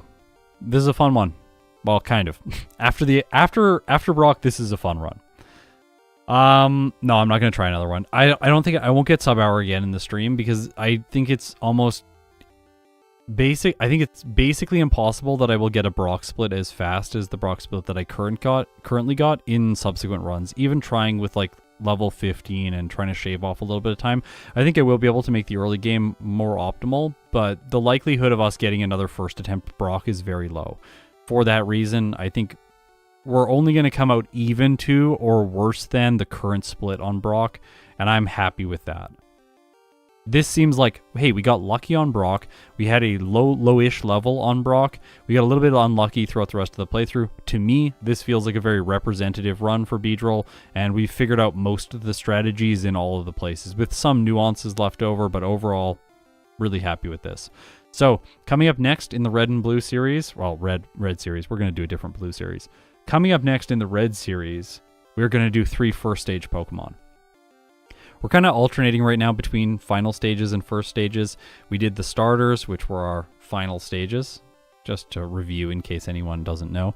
Blastoise, 36 minutes, 39 seconds. Charizard, 38 minutes, 27 seconds. Venusaur, 42 minutes, 35 seconds. Those were our final Pokemon. Then we did first stages, Rattata and, Pidgey, then Rattata, then Mankey. After doing those, we've now done Butterfree and Beedrill, which I'll rank for next time. Coming back, we're going to do some more first stage Pokemon, but good ones. Drowsy, Ghastly, and Poliwag. The 3 beasts of the first stages. I expect them to do quite well with their playthroughs. We're going to start things off with Drowsy, then go to Ghastly, who everyone expects to be the best first stage Pokemon, but I do think that the best first stage Pokemon is actually Poliwag, which we'll finish those 3 off with. Going to be really fun. I think the next stream we're going to do Sundays, Thursdays, and Fridays for now. And we're going to see if that schedule is pretty good. Eventually, we'll go down to 2 a week, but for now, I'm just going to keep going with 3 a week. Expect the stream highlights for the Butterfree stream from yesterday to come out today, and then probably the Beedrill highlights will also come out later today once I'm finished editing them. Thank you so much for watching. If you've made it this far, you're incredible. I'll see you next time.